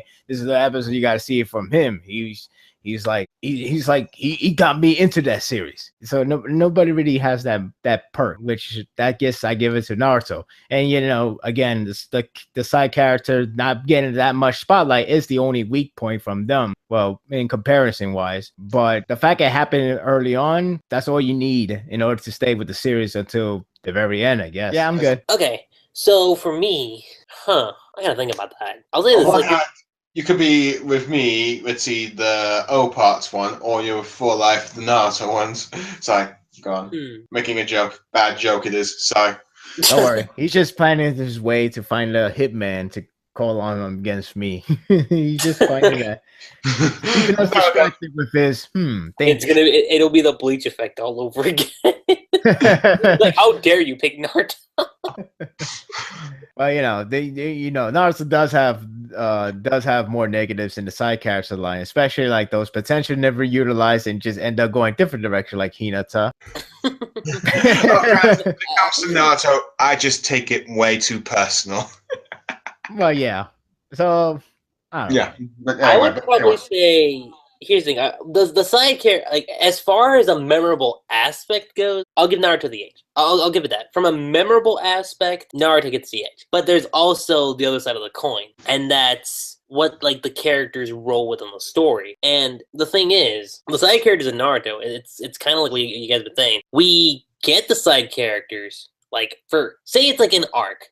Like we get them for an arc, maybe 2 or 3, and then they just get kind of shafted until, say, the very end. A key example of that would probably be, let's say, Ino. Like Ino had some spotlight in the tuning exams. That was good. We didn't see anything from Ino after that point, at least until the Hidan and Kaguzu arc. But we didn't get to see anything after that, aside from maybe 1 or 2 quick things from the paint arc, and that was it. Like maybe just like 2 things. Granted, it looks like they were going to get a bigger role in the Kage Sima arc, but then it's like, nope, Naruto, I'll handle Sasuke thing. Yeah, we got that. Like Ino, I think it took a long time. Like the last time we got a big moment from Ino was during the war arc. I'll say that Ino's role in the war arc was, I'm not gonna say it was a 10 out of 10, but it was impressive. In many ways, she became like the best female character because of that arc. Yeah, like here's the thing. Ino took control of Obito and for like a split second and changed the trajectory of the Biju bomb blast to somewhere else. She did a lot, and then she was also able to connect. She did that twice, actually. Yeah, she did that twice, and 2, like she was able to connect with everyone throughout the war, and that was really impressive. So, I mean, granted, the novel says that both Sakura and Ino are legendary Kunoichi in the Leaf Village. I mean, let's see, you question it with Sakura a little bit, but with Ino, you could see why. Mm-hmm. The side characters, like when they get their spotlight, it's a little too late. That's the thing. It's like, all right, you get the cool moments early on, which I like, and then that's the memorable aspect. And you just wish you see more of it. And the thing is, like, it just takes a very long time before you get it again. And what makes it worse is that as the story progressed with the Naruto, again with the side characters, more and more got added on. Like you got Sa, you got Danzo, you got Team Taka. But Danzo's more of an antagonist, really. Well, yeah, but you got Team Taka, you got Killer Bee, you got the Tail Beasts. Like, you got a lot of people. Let me just say that. You had that one scientist chick in, like, prior to the paint arc, but that was it. And so, I guess it's, like, 2 spectrums. If you're looking for, like, in terms of, like, the role of the story, I'll give it to O-Parts on it. But memorable moments, probably give it to Naruto. So, it's kind of cheating, but that's my stance. It's a tie. Yeah. It's a tie with you. It's definitely a tie. I'll say that for certain. Okay. Boo, Lucky Chi! Boo! Remember, you're the cursed child. Oh, we're going back to that again. Anyway, Yes, we are. I suppose, let's see, we should now go on to the villains, right? The villains, yes. We can get to the villains. The main antagonist / final villains will be the very last thing we talk about in the villain section. You know, it's fun. It's funny that both of them have something that's in common. Is who should be the final villain? Yeah, that's true. That's unfortunate. Let's see. For me, this might be a shock to everyone, but I'm gonna side with Naruto on the villains. That's not a shock because I'm the same. I can say the same thing. Because many of the villains, particularly in the later half of part 2, kind of got redemptions or tragic backstories. For the most part, they remain pretty iconic and rememberable and stuff. I mean, we're comparing like just the first villains in like the series, like Zabuza and Haku and Wise and that fat dude from the Zeno and that fat dude from the Steel government, and I guess the other minor grunts and stuff. Mm-hmm. You kind of Zabuza just stands out more, not just by just like character motivation stuff, but even the design-wise thing. I mean, the only thing memorable about Wise is his tongue and maybe his hula hoop abilities. The crazy thing is, again, Wise as a character is like he gets a piercing for every person that he kills, and I'm just like, shit, wow, that's ridiculous. I mean, that's just about it that's memorable about him. Let's see. Maybe that's why the series got canceled then. We got the villains right. Let's see. Zabuza, well, you see, his motivations and stuff like that, it was brilliant. I mean, it kind of, in a way, it had a massive impact on Naruto and the rest of Team 7 members at the time. I mean, it was like, this is how cruel the shinobi world truly is and stuff. No, it's not. And granted, it got all screwed up later, but let's see. But at the time, it was like, oh my god, it's not what we thought. Being ninja isn't as cool as everyone thought it was, and stuff like that. And just like Naruto's vow to find his own ninja path, kind of thing. So yeah, with like, let's see, I don't think there was anything that really motivated, that made it impact with Gio during that arc. I think it was mainly just the people around, the people of the city, the new side casts with Ball and Kieran. I think, and let's see, Ruby, those are the ones that had an impact on him in the first arc and stuff. The only thing I think Wise had that impacted on Gio was that, okay, I got to make my weapon stronger, kind of thing. And we see, not to mention, and then later Orochimaru, who just like part 1 alone, whenever you just heard, if you watch like the anime and you just hear this theme, it would give you chills. It was like, this dude is as scary as Lord Voldemort from Harry Potter. It's true. I can say that for certain. As far as part 1 goes, yeah, that's for sure. Let's see. Not to mention, there were also quite a few other good villains for while it lasted and stuff. Let's see. Well, Gaara eventually turned good. He was terrifying as this like unstoppable, unkillable, untouchable villain with his sand. Not to mention the Bloodthirst and the like twisted dark, like the dark mirror of Naruto. I mean, of all the dark parallels of Naruto, he was probably the best. Very true. See, all that stuff. And it also led to that, hey, there's more than just one demon kind of spirit monster thing in the Naruto first. We didn't know how many at the time, but yeah, there's more than just one monster thing in the thing.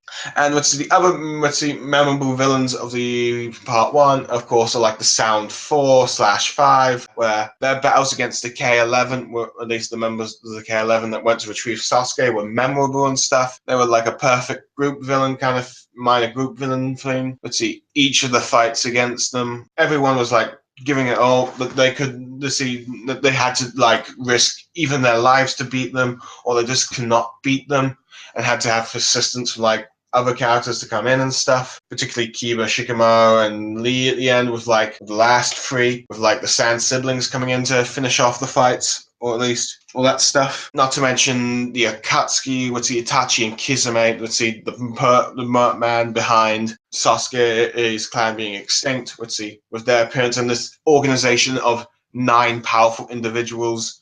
Just like, oh my god, we have to watch out for these guys in the future. And while you could argue that the Akatsuki in part 2 took too much of the spotlight in part 2 with like too many boss battle stuff, each of them was memorable in some form of way, be it their design or abilities, like Dedera with his mouth eating clay exploding hands, Sasori with his puppet body, him being a living puppet, Hidan and his crazy religious fanatic personality and his like he cannot die when you stab him and stuff. He gets tastes a bit of your blood. He can kill by just stabbing himself. Kakuzu and his like 5 hearts and his monstrous ability, kind of stretching abilities and element stuff. Kizame and his shark sword, where he can turn into a freaking shark thing. Itachi pretty much, he kind of like hypes up the whole Mangekyo Sharingan thing back when it was cool. Kon and her paper abilities, Pain and his godlike complex and pretty much having the most powerful Gekke Genkai. Zetsu and his the mystery surrounding Zetsu and his like appearance as a flytrap kind of thing and his split personality. And Toby, was freaking funny at the beginning, and then turns out to be, the scary Madara, granted later, Obito kind of thing. But he was fun as Toby, and when he was being Madara, he was also fun as a master manipulator. Heck, I'd say the stuff post, the Kage Summit stuff, and all that stuff post Pain, when he was like being Madara, he was perhaps the most fun thing to watch about that thing. Even when his plan didn't make sense with the Iron Moon stuff and how he started the war. The stuff he did just showed of a terrifying villain that no one could touch and stuff. And then when you finally got to like Madara, he was just like this, the real Madara. He was just like this unbeatable demigod kind of thing, a force of nature to be afraid of. Not getting with Kaguya because she sucks, but anyway. While with Parts Hunter, the villains, like I said, are forgettable, and many of them just feel like the same, over the top. I'm good serial killer kind of personality. It was like wise, that dude has this scorpion thing. And that's a good thing you mentioned that part, because that's the notion I have too. It's like everybody's a serial killer. It's like let's see. Cool. That's dude that kind of has a god complex. I mean, granted, he's at least a bit better, but still kind of just still not just. Let's see, just still can't really kind of remember him. All that stuff. Let's see, and not to mention the Big Four thing with like the Steer government. Let's see, I mean, the Senem organization kind of got beaten quite quickly. And kind of stands. Because we're rushed. We're canceled. I don't know. Go on. Not to mention one of them changed sides and the stuff. Let's see, the girl changed sides because she fell in love with the fat dude. Let's see. And you were complaining about One Piece, Tisk. Yeah, let's see. I'm still having issues with One Piece with that. Let's see. But anyway, Futomoto Taro is the chubby guy. If anyone's wondering. See, yes. And the Steer government, well, it's cool having two villain organizations. None of the members besides Cross is that memorable and stuff, and he defects eventually. Which is funny because you see him before the time skip happens. Like, I'm gonna take Ruby, I'm gonna put her somewhere. Then about her soul, I'll take care of that one day. Now I shall go 4 years later. Well, what's up, Bull? We're our tag team. We gotta find Gio. And let's see, where the hell did that happen? And even with like, let's see, Ruby's father turning out to be the big bad, which kind of, in some ways, kind of reminds me of the whole theory that Naruto's dad, the fourth Hokage, was the Akatsuki leader in some ways. But anyway, let's see, we're not going to theories and stuff. But anyway, the only villain I feel like that was memorable is Satan, because he was like a presence that's always like possibly could take control of Gio at any moment. And he was a very rushed QB. Yeah, rushed QB, but still in some way, but you know, see. And the only villain I think is really memorable in the series is Kieran's brother. But that's just the history of the conflicts and the clashes between them and stuff. I feel like he's the only villain that kind of stands out. Yes. I could see that. I mean, if you're going to remember any villain, it's going to be that guy. That guy. Was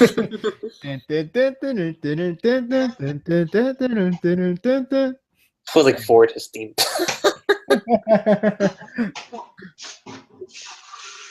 I'm assuming you're done, Blue Star. Oh yeah, I'm done. Okay, yeah. So dry. That's all right.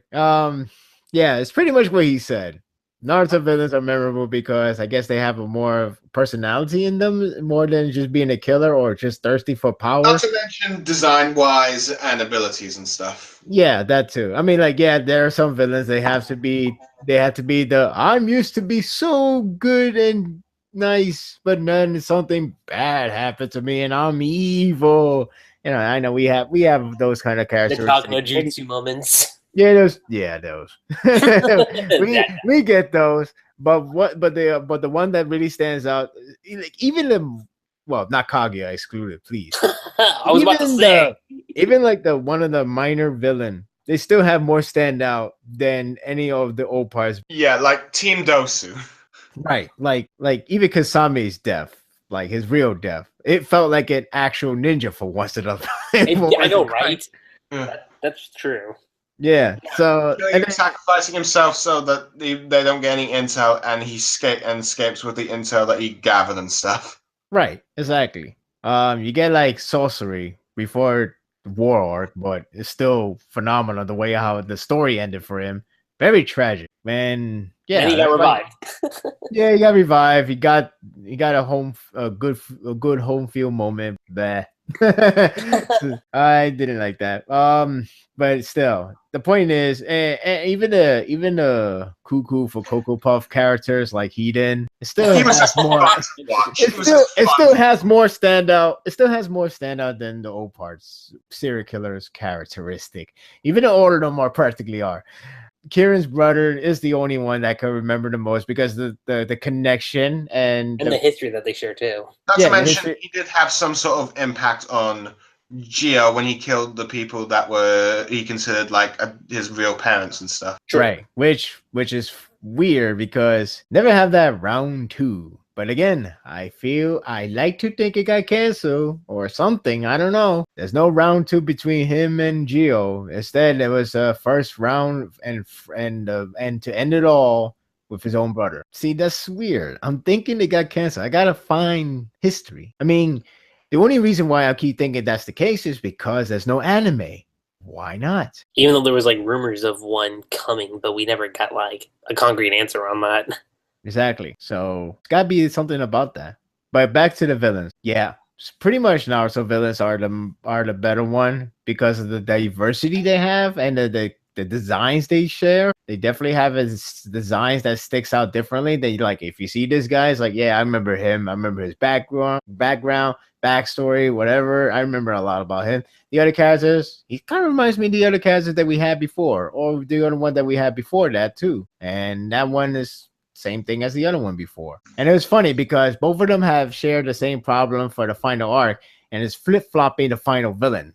It's never give you the concrete answer who's the final villain. It's funny because with old parts, you got Satan. He got defeated very quickly, faster than you could say QB, which is pretty astonishing to be honest with you. And then he finally comes back at the very end of the final chapter. So then he lost to, I guess he lost to a power of love, which that would not help. Granted, it felt a lot more better explained than Fairy Tail's power. That's true. Yeah, that's like, well, at least give it that. At least give it that. Well, okay, but the thing is, not defending it, but still, at least I'm not defending for crying out loud. I'm not defending, but I think if I recall correctly, the old parts he pretty much says, "You have no friends, I do," and you just win the power struggle. Think it's like the Avatar, The Last Airbender final battle, but you skip the whole battle and you get to the part with the whole spirits battle, and that's it.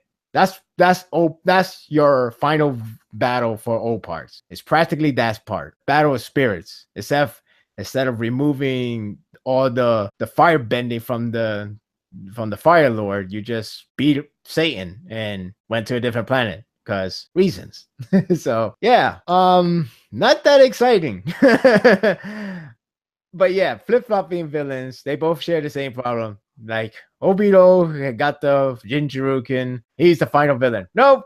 Madara is. Nope. Zetsu and Kaguya is. Nope. Sasuke is. Which is funny because they both have the share similarity as well in that regard. Meaning like, oh, you remember that characters that we always see, like Sasuke, Satan? They're going to come back to be the final villain because I'll make it so. So that's what exactly they did end up becoming. So with old parts, Ruby's father is a villain. Nope, is this machine used to be, but then he went to become Shin, but then becomes that. Nope, Satan. They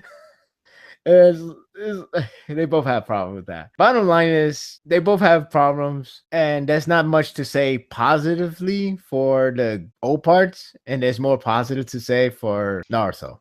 And that's it. Mm-hmm. Now, granted, I would at least argue, at least with like the fact where say, oh wait, this guy's the main final bad thing.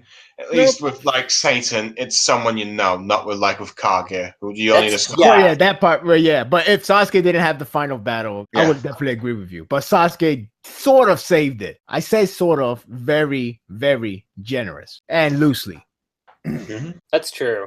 Yeah, I think I would have to agree with the same thing. Like, even though fair enough. I forgot about the whole Sasuke thing. Like, I'm just wondering, is Sasuke even a bad guy at this point? And stuff? I think he's an anti-hero. He's not really even a bad guy by the final fight. He's just confused. That's the thing. I did find it funny how the father of Ruby was like the final villain status, and then I think within the same chapter, where am I? It's like, wow. I remember before the time skip, you looked very scary. Now you're like, where am I? Why am I good? Why do I feel like a good guy? Why do I feel like that character from Mortal Kombat Annihilation, where it's all bad, and then after defeating Shang Kong, I turned super good? I mean, I guess you could equate him to Obito in a sense. Well, in the sense that coolest guy ever. Well, okay, not exactly that, but what I mean by that is like having a connection to like one of the characters, like how Obito had a connection to Kakashi. It's kind of the same thing with Zect having a connection to Ruby because, that's her dad. Though, I guess I can say that Zect, on the other hand, was better handled than Obito because... Yeah, I give you that too. Because, okay, one, he didn't really do it like on his own free will. That's one thing. He was... I mean, sure, I wouldn't consider like the best plot device, but he was possessed. Ooh. I did find it funny though that I think Kieran's brother revived or something. I never understood that last I part. don't know. I think he just like it was like a final will of the body kind of thing. Yeah, Okay. I think he was like his body was like at its like final moments. Okay. Fair That's enough. what I believe it was. Because that would have been like, if Jiro would have been the guy that stands up for him and say he's the coolest guy ever. I'm not sure what to do anymore. Seriously. Something like that. Mhm. Yep. You could go on with your opinion, by the way. Oh, it's my turn? Yeah. Yeah, I was done already. I thought you was starting yours when you said I agree. My bad. All right, but yeah, I will agree in the sense that like Naruto's villains are definitely more memorable, and like again, like Zabuza to me, it's funny because out of all the Naruto villains, like he's the one again. Like I remember everybody else. Like I know Kagazu, I know Hidan, I know Pain, and yeah, sure, Zabuza got the Talk no Jutsu treatment. He But got it was back when it was okay. It was back when it was okay. but here's the thing, like Zabuza did after that point was brilliant. Like he went out like a boss, and that showed like how good of a character he was. I mean, sure, you could say when he was revived, like Kimimaru and the other guys, they weren't utilized very well. Sure, but like in that moment, you remember Zabuza for pulling that kind of shit, and it was great. But unlike Zabuza, other villains, let's look at Nagato for instance. Okay, Nagato, how did he get defeated? Okay, and again, the pain bodies don't count. I don't count them. Like full-fledged Nagato in the flesh. All Naruto had to do was just chat with the guy. That's it. All Naruto did was chat with the guy, and he's like, "Oh yeah, you're right, Naruto. I believe." I'm like, that was dumb. I mean, I get it, but it was like, that's it? Like, that's how you're taking out, like, Nagato? And that became, like, a reoccurring problem with Naruto as far as, like, villains go. Especially with Obito. Yeah, so especially with Obito. And don't even get me started on You're that. hating on Obito right now. I'm a little upset. I can't believe you're hating. I quite liked Obito, but No, that's not. it's dragged on too long. That's not the point. That's not the point. He's the coolest guy ever. You have to like him. Oh, God. I should let you finish next time. I see what you did there. And, of course, then you have Kaguya. Oh, I'm sorry, Black Zetsu. Kaguya didn't have shit. That's all I have to say about her. I mean, look, villains-wise, here's the thing. Orochimaru, by the end, he's in somewhere, scientisting things, being Orochimaru, and going away scot-free. You have that. But in terms of part one, like, I guess, like, again, Orochimaru definitely in the beginning was a standout, and so was Zabuza. Those two, for sure. Other ones are, like, kind of hit and miss. That's just what I think, anyway. Opar Tunner, I'll say this. At the very least, they're ruthless. That's for sure. Because aside from Kuchaku, that was Kieran's brother's name. Aside from him, and even then that's kind of shaky. At the very least, if they're established as villains, they remain villains. And they go out like villains. So, as far like from a villainistic standpoint goes, Opar has that edge. But in terms of being memorable, and again, I feel like I'm cheating on this one too. It's Naruto. So, it's kind of like a tie if we're looking at it from that aspect. But Lucky Chi. I'll lean more towards the memorable side. So I'll go with Naruto. Okay, I take back the booze then. Final villains, though. Here's the thing: you had Satan. I know Sasuke should be considered a villain, but he's an anti-hero, so he doesn't count. For me, it's just Satan. I mean, he was built up from like there is like a constant clashing between Jio and Satan. They had like different ideologies going on too. Yeah, and, like sure, like you could have compared Satan to Kurama. The thing with Kurama is that like he joined Naruto's side. Yeah, he was supposed to stay bad, maybe. Yeah, that's the thing. We don't know like if there was like editorial changes and stuff that happened, and that's why Kurama became good. I guess Naruto's nature is to change people things, so I guess. I mean, we knew that Naruto would gain control of the Nine Tails power somehow. It's just that the way they did it was probably just not what we were hoping or expecting. Oh yeah, even though I kind of liked that little moment that happened between Naruto and Kurama, but that's still kind of problematic. With Satan, again, you had like these different like ideology competitions that were going on between him and Jio. And here's the thing, even though like you say they teamed up, it was always for Satan's benefit. It wasn't because, oh, you know what, like maybe I should help him because I feel bad. No, it's not that. It's just that Satan knew, it's like, all right, I know this little shit wants something, so I'll give it to him. But in return, like, you have that aspect. The only thing I'll say that was disappointing with Satan, again, is how he was taken out. Like, I understand it, but it's tricky because Satan was built up, and while it was good, I'll say, like, can I say it was better than, let's say, Zeref? Kind of.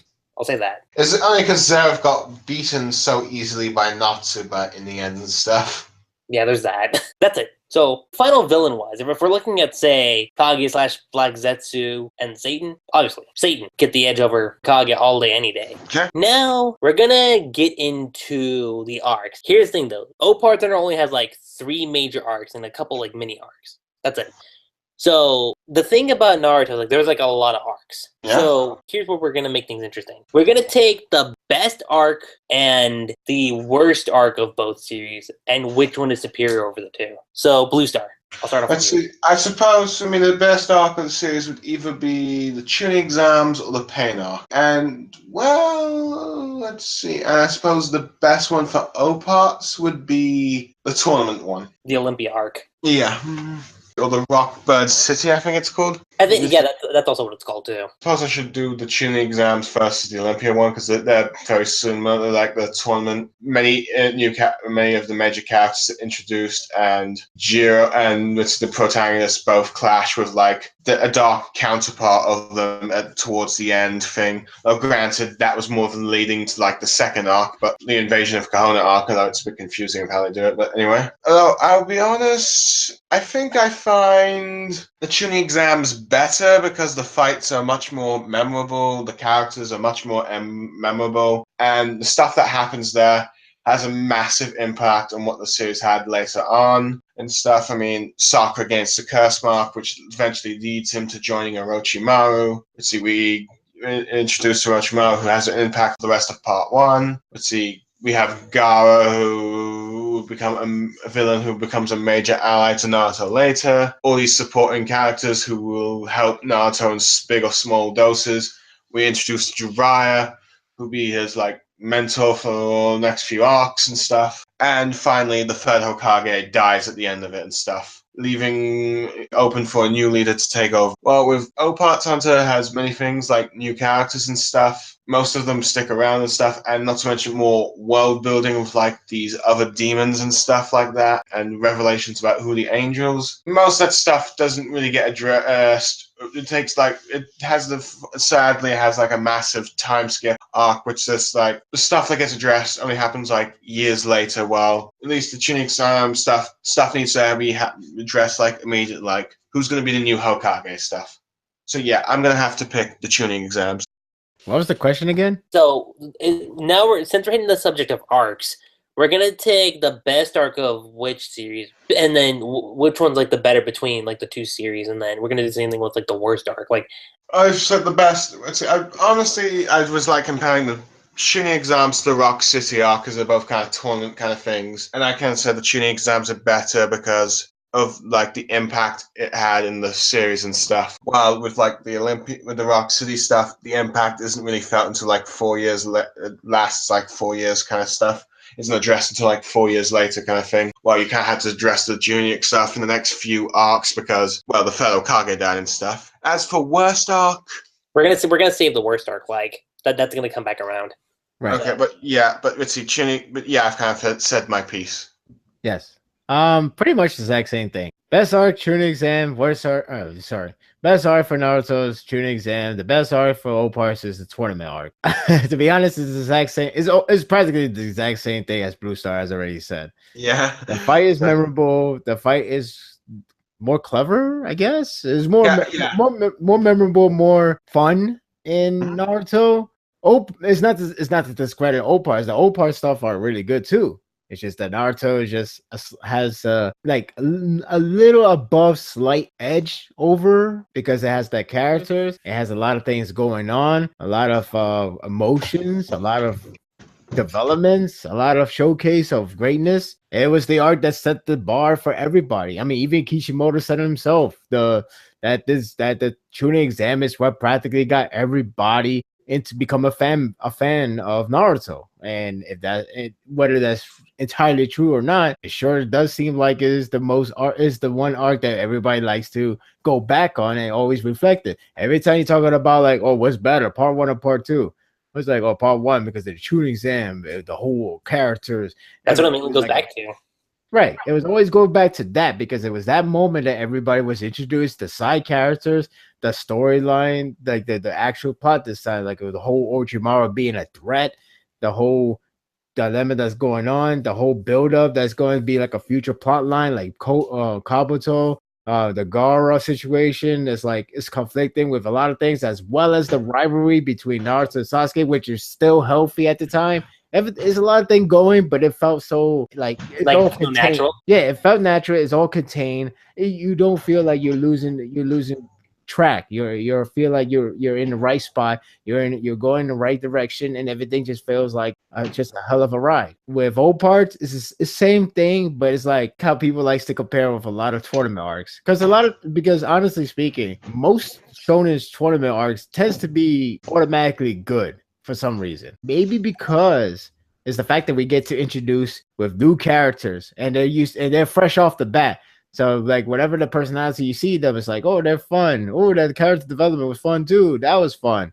It's only a matter of if you're gonna carry them on later on. Like, okay, you like that character? You're gonna see more of that character, many arcs coming because he's gonna be essential to the plot. Or if not, he's just gonna be a one hell of a character because I like that character and I think you guys are gonna like him too. So that's all depends on that. But if we just focus on the arc itself, everything else is all fun and game. So we're like Naruto Edge is pretty much it's just, I guess you could just say it's just better. Plain and simple, I guess. Okay. So that jumps to me now. And this is kind of tough because I think both the cheating exams and the Rockbird City arc, or the Olympia arc, as I like to call it, they're both fantastic. Like, it's tough for me to pick between because I think they're both great. Though I feel like in terms of like the story, like sure, tuning exams did set up a lot of stuff. The thing about the Olympia arc is that from where it left off, and then when you get to stuff in the time skip, like so many things happen within post time skip stuff, and that's kind of where like the Rockburg City arc had more of like the impact to it. It's like both the arcs are great, fantastic. The impact though, I do feel like Oparts has a little bit over the edge. For me personally. But if we're just looking at like just the arcs itself, I guess I'll go with the tuning exams, like the rating. Olympia arc is like a straight up 97. It's a straight up 97%. Tuning exams is a 97.5. Just by that much.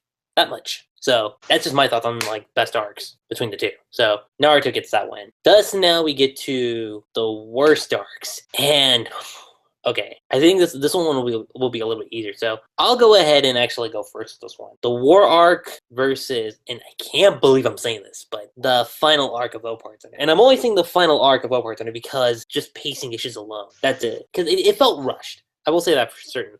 The final arc in Oparts did feel rushed in like places here and there. Had that stuff been fleshed out, then I feel like it would have been better than the Olympia arc in my personal opinion. But the War arc itself, oh my god. I mean, do I need to mention the fact that we were on like one battlefield for like 2.5 years? That was a thing. We were stuck on one battlefield for 2.5 years, and I was like, oh, can we move to different sites, please? Because this one battlefield, like the second we got, because it started off all right. I didn't mind the war arc itself entirely in the beginning. Second, we got to Toby versus Naruto, which was great. I liked the fight in the beginning. The minute we got back to that fight after the whole, the whole Izanami thing, that plot device, we were there, and we were stuck there from, what was it, like 590, I think? I don't know. Like, basically from that point all the way up to 690. So, literally 100 chapters, at the very least. 100 chapters. Maybe in between that stuff you had the Sasuke bits.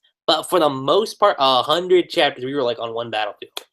And it just got ridiculous. It really, really got ridiculous. And not to mention that it just felt so long, so dragged out, and you're just like, I get it.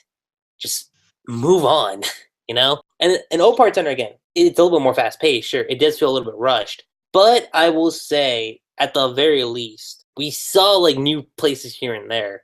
Because again, we weren't stuck on like one specific scene for like a long period of time. we didn't move around. So we got to see stuff from Gio.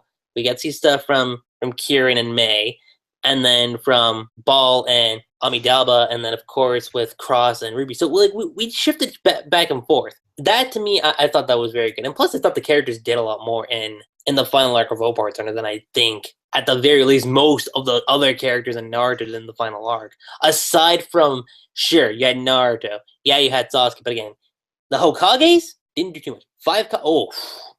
Aside from the Madara fight, nothing. They didn't do jack shit. And then you had the other side characters too. Like the K11 only had like maybe a couple spotlights. That's it. Then they're just like side characters. Hinata is a perfect example of that. I mean, the big strong hand was like her big defining moment in that arc, and that's it. That's all you get. If you're not a Hina shipper, you're not going to be enthusiastic about that moment. That moment is beautiful. What are you talking about? I see. Heck, if you're a Neji fan, you're likely to be pissed off by that moment. Oh, like me? Yeah, pretty much. Yeah, or as King of Lightning likes to say, Nenji. Yeah, his death. Nenji. Wow. So, as far as what's the better arc between the two, I'm gonna give it to Opar Turner. Shadow of a Death, Opar Turner. Can I get my first out of the way? Yes, go for it. Okay, it's no brainer. First of all, War arc. The other one, last arc. Those are two of their worst arcs, and no doubtedly, the War arc of Naruto is the worst arc. And there's nothing else to say more than that, honestly speaking. Because if I have to say something, we could go on for another 20 minutes. So I'm going to stop myself from here. Bottom line is the War arc of Naruto was the load of shit that I've ever witnessed in my entire damn career, life, whatever you want to call it. Because I have to witness that piece of shit for 4 years. If you counted the entire War arc for 4 damn years, I had to witness a lot of atrocity. First, it begins promising because you got a lot of people fighting. Granted, nobody has real attention because there's no good versus good. It's all good and black and white. Pretty much, it's pure black and white, which is fine. Whatever. I will accept that. I don't mind. So you could do something out of it. But no, it just doesn't do anything better. It doesn't do anything clever. Instead, we give spotlight to characters that we don't even know, to characters that we don't even care, and the other characters that we're supposed to be wanted to see more of them never get their chance. Oh, Kakashi got his chance, but then he has to slow down because Kishimoto cannot give him that much of a spotlight before he takes everything away from Naruto, the beloved protagonist. So instead, and the perfect Susanoo. Let's not forget the perfect Susanoo. Yeah, we got to give a perfect Susanoo because who cares about logic? We just have to do that. The whole thing lost logic. As soon as you go to chapter 599, as soon as you reach 599, there is no more logic being applied. Everything just go out of your way, out of the window, throw your brain far as the freaking the nearest by satellite. You could toss it high. You can't do it because Naruto can make it happen now. And god damn it, this arc sucked. Because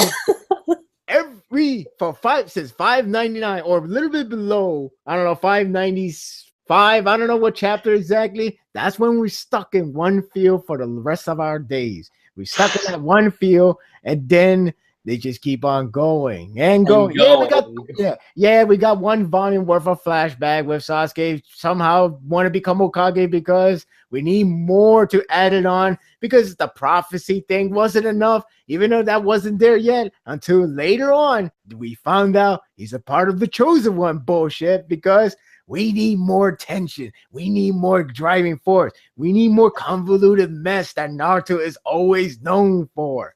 And we got all of that. And it was just too much because we still have Obito. We still have to worry about his sorry ass with his Jinchuruken, with his not even a girlfriend, but he was that close. Maybe, maybe not. Who knows? Who cares? And instead, what we got is every single character's being irrelevant because they had to say the excuse, oh, he's a Jinchuruken. We need nature power. We need elemental. We need sage.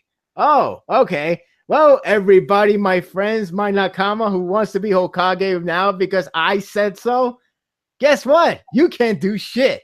You too, Sasuke. But don't worry, you get a random power up very, very soon. Trust me, you're Sasuke. You're my rival, my BFFFFF. I lost count how many Fs. Point is, you're gonna get that power. And then he got that power. So he could challenge Madara. And then he suddenly becomes very powerful with Rinnegan. Somehow he could fuse Rinnegan with the Sasuno. How? I don't know. He just did it because we need to make sure Team 7 has their spotlight for once. And then after they're done with the main villain, quote unquote, we could have Sasuke has the main villain. And then he could demolish any hope whatsoever for Sakura, because she has to be the heroine. She has to be the one that has that dumb characteristic of being in love with a killer. You thought that one anime that's still ongoing is still bad? Sure, but at least they have a logical reason, a little behind it, but it still reflect upon it because the guy actually does change. Even though a lot of bad shit is happening to that guy. I'm not telling you what anime because I don't want to spoil anybody here. But the point is, that has a little more balance, even though I'm being generous to that. But with Sakura and Sasuke, what balance? What is that balance? Is there ever a balance? I don't remember that. I never seen that. But apparently, I've been told that there is real relationship between the two. Maybe I would have bought that to an exam ago. So that's the long ass time. But where are we? Chapter 693? Yeah. I don't remember that. I don't remember any of that. And then the whole final battle. The final battle is meh at best. And then the final two chapter, second last chapter was okay-ish, but it's hard to say because you got one cringy moment of your lifetime. And then the final chapter is an advertisement for Boruto because now we have Boruto.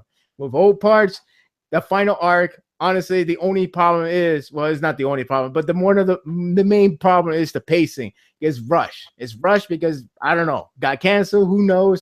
I can't say. Like, it had a Yu Yu Hakusho effect as far as, like, final arcs go. Right. And it's funny because these chapters are these chapters are monthly, 44 to 46 pages, I don't know. But a lot of final battles with the four, I forgot what you call those guys. Those four big men, 3 of them got like half a chapters to be done with. So what the hell? You know, you're not gonna give them each chapter. You're gonna get more time in there.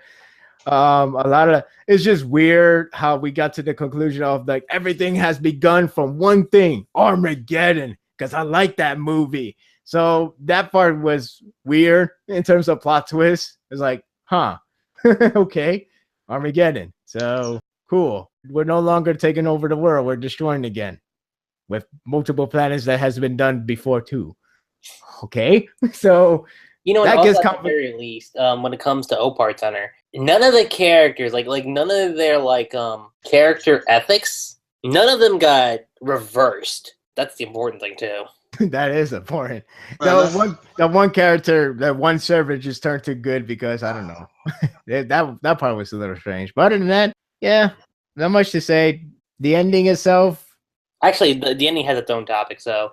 Yeah, okay, yeah. So I won't discuss it here. But anyway, point is, it's easy to say that the war arc is the worst of the two because not only is lengthy, but a lot of character regress, a lot of disappointing parts, a lot of what the F moments, and it's just a one pile mess, guys. It is. Oh, you could go. Anyway, my turn? Yes, it's your turn. Guys, I'm going to make this quick because it's so late here, because 4 Life was an hour late and stuff, as usual. And also, because everything's been said and stuff like that. Let's see, I'm just going to pretty much say, yeah, pretty much final arc for both series. Naruto's war arc is worse. Let's see, its pacing was too long, the O parts was too short, kind of thing. Although, honestly, just to compare to how bad the war arc in Naruto is, it is pretty much the manga equivalent of the Spider-Man Clone Saga. Ooh. That's all you need to know.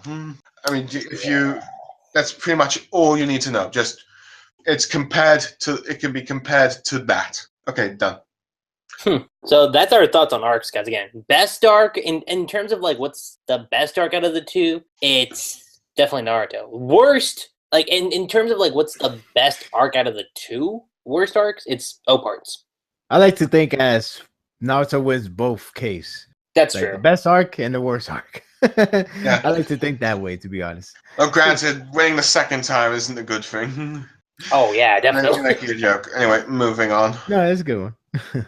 So going on from there, we get to the endings. Oh my god, the ending! Shit, I haven't talked about this since my review. No, not the review. Okay, there's a review, and then there's also the podcast from 3 years ago. I can't believe I'm touching this subject again after. I had a much different opinion back then, but yeah, it's much more negative now. Anyway, Much more negative. Much more negative. Okay, here's the thing: $6.99 as a chapter, aside from that one moment. Yeah. Wasn't that bad? Okay, $6.99 was not that bad of a chapter. No, okay, it wasn't. I'll say that. I mean, it ended on a bittersweet moment. Yes, I'll say that. My issue with the ending comes from chapter 7. Here's the thing. I know it's like, okay, you're supposed to see, like, you see a time skip and you see like the next generation and everything. Cool, but here's the thing. This was about Naruto. Okay, the thing about this is, it's like, okay, we're supposed to see him become Hokage, and here's what I would have done with the ending, because the ending, chapter 700 itself, is like, oh, here's the next generation. Go read part 3 because whatever. That's it. And you see Naruto be Hokage, but it's like, is that really it? Like, honestly, like, is that really it? Because like, here's the thing. What I would have done with Naruto's ending, $6.99. Aside from that one very cringy moment, chapter 700 should have been like Naruto's inauguration. Not what we got. It should have been that. Like, yes, this is Naruto becoming Hokage. That's it. I would have been like, all right, I'm a little bit more content with that. And then do a Full Metal Alchemist thing where it just shows pictures of where everyone else is now and stuff, and find a picture of Naruto and family and stuff. How about that? That's one thing I could do. Yeah, that's another thing you can do too. Oh, Part Center, though, here's the thing. I actually like the ending of Part Center because it leaves you to the imagination of what exactly happened. Because at the end of Part Center, you're not exactly sure if Jio Freed survived or if he had actually died. And the other thing is, like, in a weird way, Jio Freed, like, in a weird way, we got to see him kind of accomplish his goal as far as world domination is concerned. And how Seishi was able to do that, actually, I thought was actually kind of neat, to be honest. I actually thought that was really kind of neat. And if Jio Freed did actually die, I mean, that does a lot. That really says a lot for a shonen series. For you to basically have the balls to kill off your main protagonist. Like, that says a lot. But on the flip side, if he's still alive, then it's like, all right, cool. We could possibly, I mean, it's a return series and stuff, like a sequel / spin-off. Yeah, like that. So it's a fat chance, but you could say that. Yeah. So on just that aspect alone, Part Center, definitely. So now I'm just gonna open up the floorboard to you guys. I'll go first. You already got my part with the Naruto. You already heard the part. It's pretty much a one big advertisement, cringe-worthy. A lot of characters didn't get well. If you count $6.99, a lot of things just brush off. Go quickly as possible to make Kakashi as Hokage. Bypass everything wrongdoings that Sasuke did. So sorry, yes, sorry, not sorry, whatever. The only best part from that was the whole headband thing. That was the only best part I could definitely, yeah. That moment, as Kishimoto has claimed in his interview, was the moment that he has been waiting to do for a long, long time. In other words, that was a planned moment. Everything else, I got zero clue. Yeah. Those were it just felt like forced editorial interference and stuff like that. Yeah. Parts. You know, the ending, I can't say the ending is atrocious or bad, but I don't feel the ending was that great either. It felt like it was rushed. It felt like it could have been like at least more it has that cancellation feel to it. And I'm not just saying that because I've been barking up all day long about the series got canceled. Did it get canceled? Help me. Tell me it got canceled or not. But it really does have that feeling. And it's funny because I have read a lot of series that gotten canceled, and it goes quick. It goes quick to the point. And you wanted to know every other character? Well, too bad. You won't know them. You only know one. And has to be associated to the main character. In other words, the other main character. So the only time skip we ever got was from Ball. And you could call it May, but point is, it was Ball that we only got his epilogue. Everyone else, question mark, like complete question mark. So we don't really know. And the whole process of Gio decided to go to a different planet, leaving you wonder if he dies or not. It happened sudden. It happened pretty sudden. It was neat, but it's still too sudden. And the way how the other character reflected on, especially Ruby, it felt like, oh yeah, we were part of this idea, so let's do this. It's like, huh? There's no final words. There's no like anything, nothing like that. You're acting like a side character. Be a main character. Have one final words. Do something sad. Say something. Give us a parent tease. Anything. Do something. No. Okay. Bye.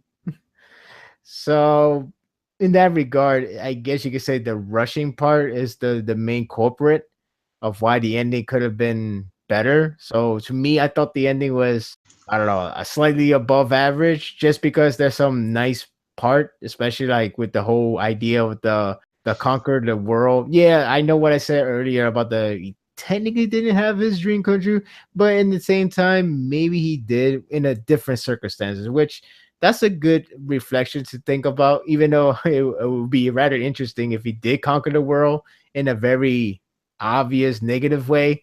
But still, this one was not that bad. Again, it all has to do with the pacing. It seems like it has to brush aside. And the other good part I liked from the last chapter was the scarf landed to his parents, quote unquote, and that's it. Everything else, it could have been better, much better. It could have been much better. It's not the worst ending of all time, but it's definitely not. I think it feels like it's an ending rather than a prologue. Right. It just feels like, again, it feels like a canceled series. Like you go with that one canceled series of a soccer, not the one that's going on right now, which is still unquestioned if he's going to get canceled or not. I'm talking. It's the other canceled. Oh, okay, yeah, I know what you're talking about now. Right. You mean Bleach? No, not Bleach. No. I'm talking about the soccer series. There's a soccer series in Shonen Jump. I think it came out last year. Like it got canceled. The main character did one training match or one exhibition match, and then they show you the ending already. Show you the ending that could have been but never did because it got canceled. Okay. Same thing. Or same thing like Hungry Joker and stuff. Actually, Hungry Joker would be a better example because I know there are people that did read that and they actually feel rather disappointed or they feel like, what the hell happened?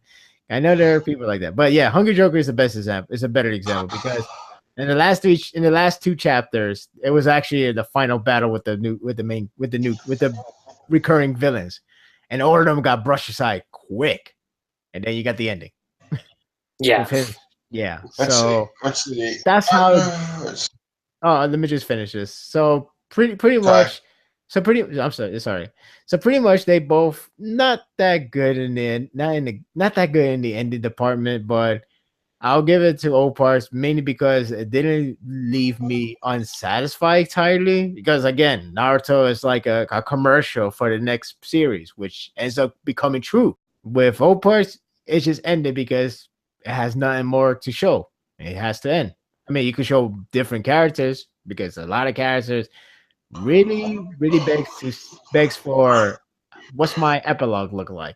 Oh well. It's kind of like what I said about like leaving it to your imagination on like what happened. Well, with Gio, Ruby, and Cross and her father, yeah, definitely. But I guess you could say the same thing for the other guys. I just think for the other character wise, the main character you could leave it ambiguous. I don't mind that. It could be like the Frieza saga, like Goku is not really dead, but when will he return?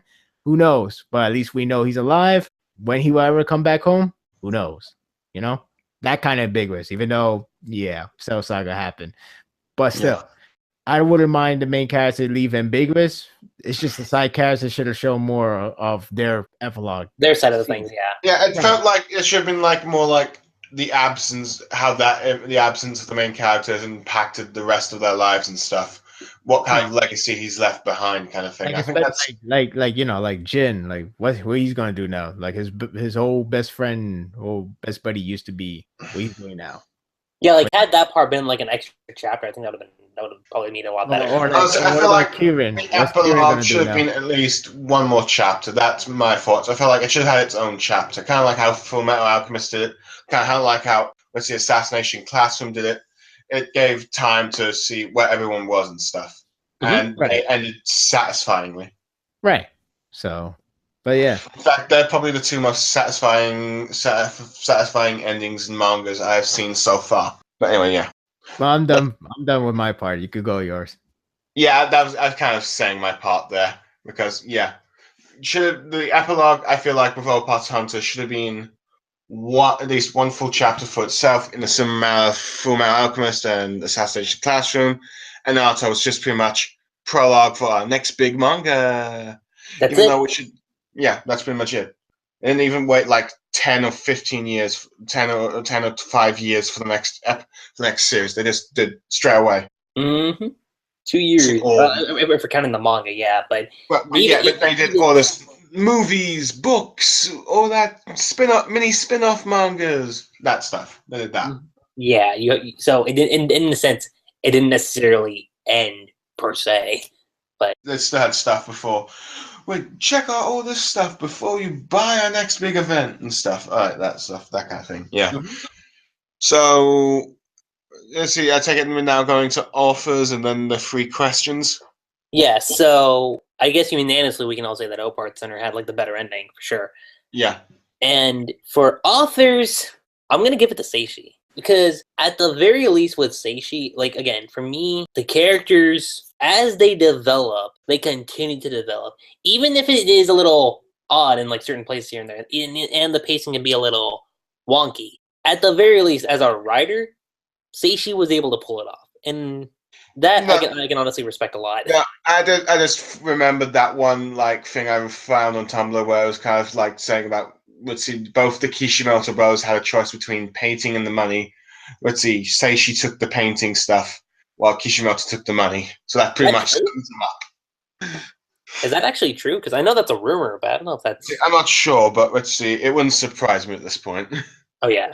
So, and also here's the other thing. Like again, you don't have any reverse character developments. The other thing is with the fact that with Seishi, he's able with what he's able to do, it's more mature, and the themes are more mature too. And I think that's what also helps with like the characters in a sense. And that's kind of what I think. So I just think Seishi is just a better writer between him and Masashi. What about you guys? Let's see. From what I can tell, at least they're very similar in their writing styles. But let's see, Seishi didn't but Kishimoto just dragged on too long, while Seishi just kind of ended it too quickly. But I think I would have to go with Seishi for most part. Did you hear that?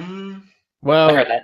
Yeah, we heard it. Not to mention, I think he's done a few other manga, so who knows? I haven't read those yet, but I think from what I've heard, he's mainly regarded as the better mangaka. Yeah, this is tough. Because Kishimoto technically only has one work. Masashi Kishimoto has one work, technically speaking. Yeah, he got the one shots, I get it, but I'm talking about a series. As far as like series goes, yeah. Yeah. Seishi has 3 or 4. Was it 3 or 4? Let me think. Okay, he had this one, Opart Center 668. He had Blazer Drive, and I think Tsukidachi 9 is the other one. So right. So it's 9. And I think he's doing a one shot for Shonen Jump from what I heard. Oh really? Yeah, I heard I think it's Shonen Jump it should be Shonen Jump. I heard of something like that. I'm searching. Kubo that's doing the one shot, but anyway, never mind. Anyway. No, Kubo is doing one shot as well, but it was somebody. I'm not sure if it's a Shonen Jump or it's a Tokyo thing, but anyway, let's see. That or it's Jump Plus. I had to check again. But point is, it's a little challenging because you got 3 works. Only read one again twice because for this review's sake. I haven't read his other work, the Seishi works. So maybe they have improved upon. Maybe he has a different writing style. Maybe it's something that's like, okay, I'm more comfortable with this because this is my type of style. When I like with the latest one or the second latest one, because I think he has another series I don't remember. Kishimoto Masashi, he only did one. Boruto doesn't count because not only is not for him, even if he say he has, He's not even writing it. That's the other thing. He's not writing it. I think that's the main. That is the main key feature. If he's not writing it, I can't count on it. No, even if he has some advisory, supervisor, whatever they call it, the term they use to make sure they like, look, Masashi Kishimoto is working on Boruto, sort of, but that's good enough for your attention. So please check it out. But I'm talking about handwritten, words by words by Kishimoto, Masashi. He only has one. Like I said, the early days is always questionable because it's either really him at his prime or it's the fact that the editor did a lot of helping in terms of giving him the right direction and then right upon it with a good ideas, like the whole side characters. Again, the Kishimoto was supposed to do more mission based with Team 7. The tournament arc was supposed to have no main villain to be introduced, no Orochimaru. It was just straight up thing. But everything has changed under the editor advice, and the rest is history. For Seishi, I don't know if he was told he had to end the series quick. I'm not sure what's the story behind old parts, but I would say if they both started series at the exact same time, I'm more going to lean towards Seishi. Just because he does have a lot of potentials. There were potentials in old parts. Again, I don't know if he was being rushed. I don't know if he doesn't want to do it anymore. I don't know what's the story behind it. But it feels like a lot of things has been a missed opportunity when part 2 happened for old parts. There's a lot of opportunity. Like a lot of characters not act too differently, but like you got those two villains that showed up. They act like they're just a superior over over the Kieran's brother. Like they feel like they're a little bit superior. Huh? It's Kuchaku, yeah. They feel like they have more superiority over him. Then when you get to part 2, it's the reverse or the something. It's like, what happened? It's like, did we flip flop? Did you become superior? We didn't even build it up to be like, oh look, it's not like without going too much in spoiler, but it's not like how the whole recent event with My Hero Academia with the League of Villains and the other villains group. It's not like, okay, you feel like you're superior, but wait until that moment. And then when that moment comes, I'm going to show you who's superior. It's not like that in that one. Instead, it flip-flopped automatically for whatever reason. I don't know what's the case. But the point is, there's a lot of good potential that he had. And I guess you could just say, for the lack of a better word, it gone to waste. For Kishimoto Masashi, he did a lot of great potential. He could have gone stronger, but for some reason, whatever happens, it went too much above or beyond of cringeworthy, head-inducing writing style that it just, you don't understand what just happened. I mean, was he tired of it? I don't know. Was he bored of it? I don't know. I really don't know the story. I just feel like I'm more trustworthy with Seishi, and that's it. All right. Let's see. Then you have like 3 questions, which is the better series. Let's see. If it was me answering, let's see. My answer, if it was like Naruto from part 1 to the pain arc, it would be Naruto. But as a whole, I'd have to pick with O Parts Hunter. That's for sure. Definitely for me too. I had like if it was just Naruto from the start to pain, definitely I would pick Naruto. But since we're looking at it as a whole, O Parts Hunter, that's my pick. Yeah, same here. There's like nothing else I can add on. Just let's say being redundant. Who's the better artist? They're kind of similar, to be honest. Yeah, that's tough because they're both really good. Yeah, that's true. That'd probably be considered my first tie here in the thing. Yeah. I'll probably. I'm sorry. Because it's really tough. Let me just answer it. I just gonna give the slightest edge to. Damn, I was almost certain too. I was almost certain. But there are moments where Masashi Kishimoto, when he does the different type of illustration, he does come out really good, and that is hard to go against. It's hard to say. Maybe damn. Well, actually, hold on. When I think about it more, maybe I could give it to Seishi a little bit because when you look at like the time skip design, especially like when you compare Naruto to Gio, They're a lot more characteristic and stuff. yeah, like the Not to design mention that his Seishi brings, his monster weapons are a lot more creative. yeah, definitely. Yeah. So Okay.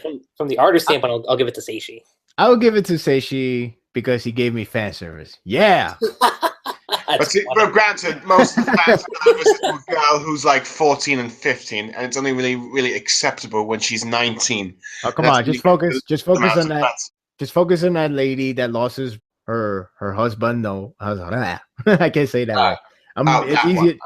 That one is a bit more acceptable, I will admit. That or even the scientist one. Yeah. Let's see. That's For Life. Yeah, that one. I did not look at Ruby like that. Damn it. For Life. I never knew you was such a Sanji or Jiraiya.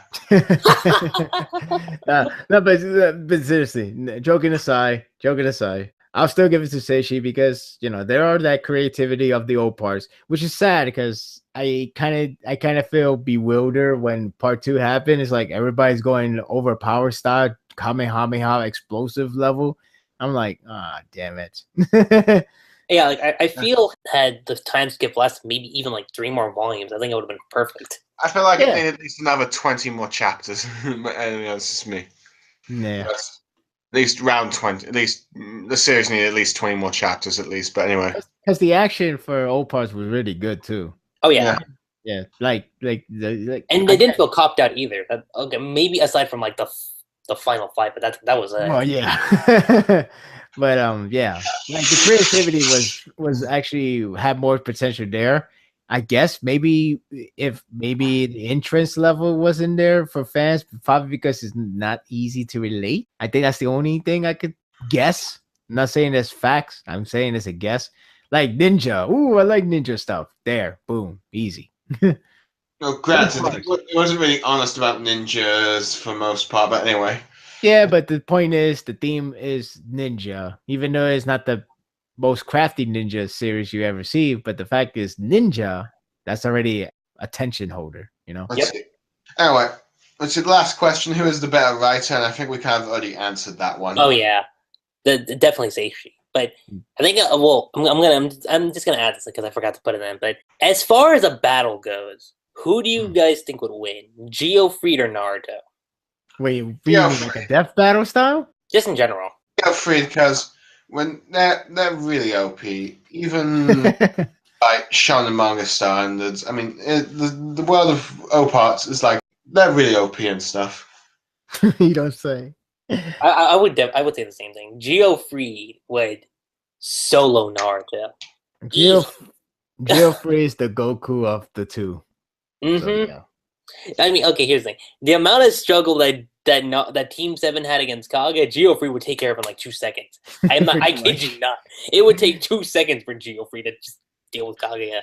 Especially when his boomerang thing at the end of the series. Oh, definitely. And if he had Shin under his belt, ooh. Forget 2 seconds. It'll be conquering the world, which I didn't even think about using that, but yeah. You're terrible. Your puns are terrible, Lucky Chi. Oh, shut up. I got you to say shut up again. We're not going there.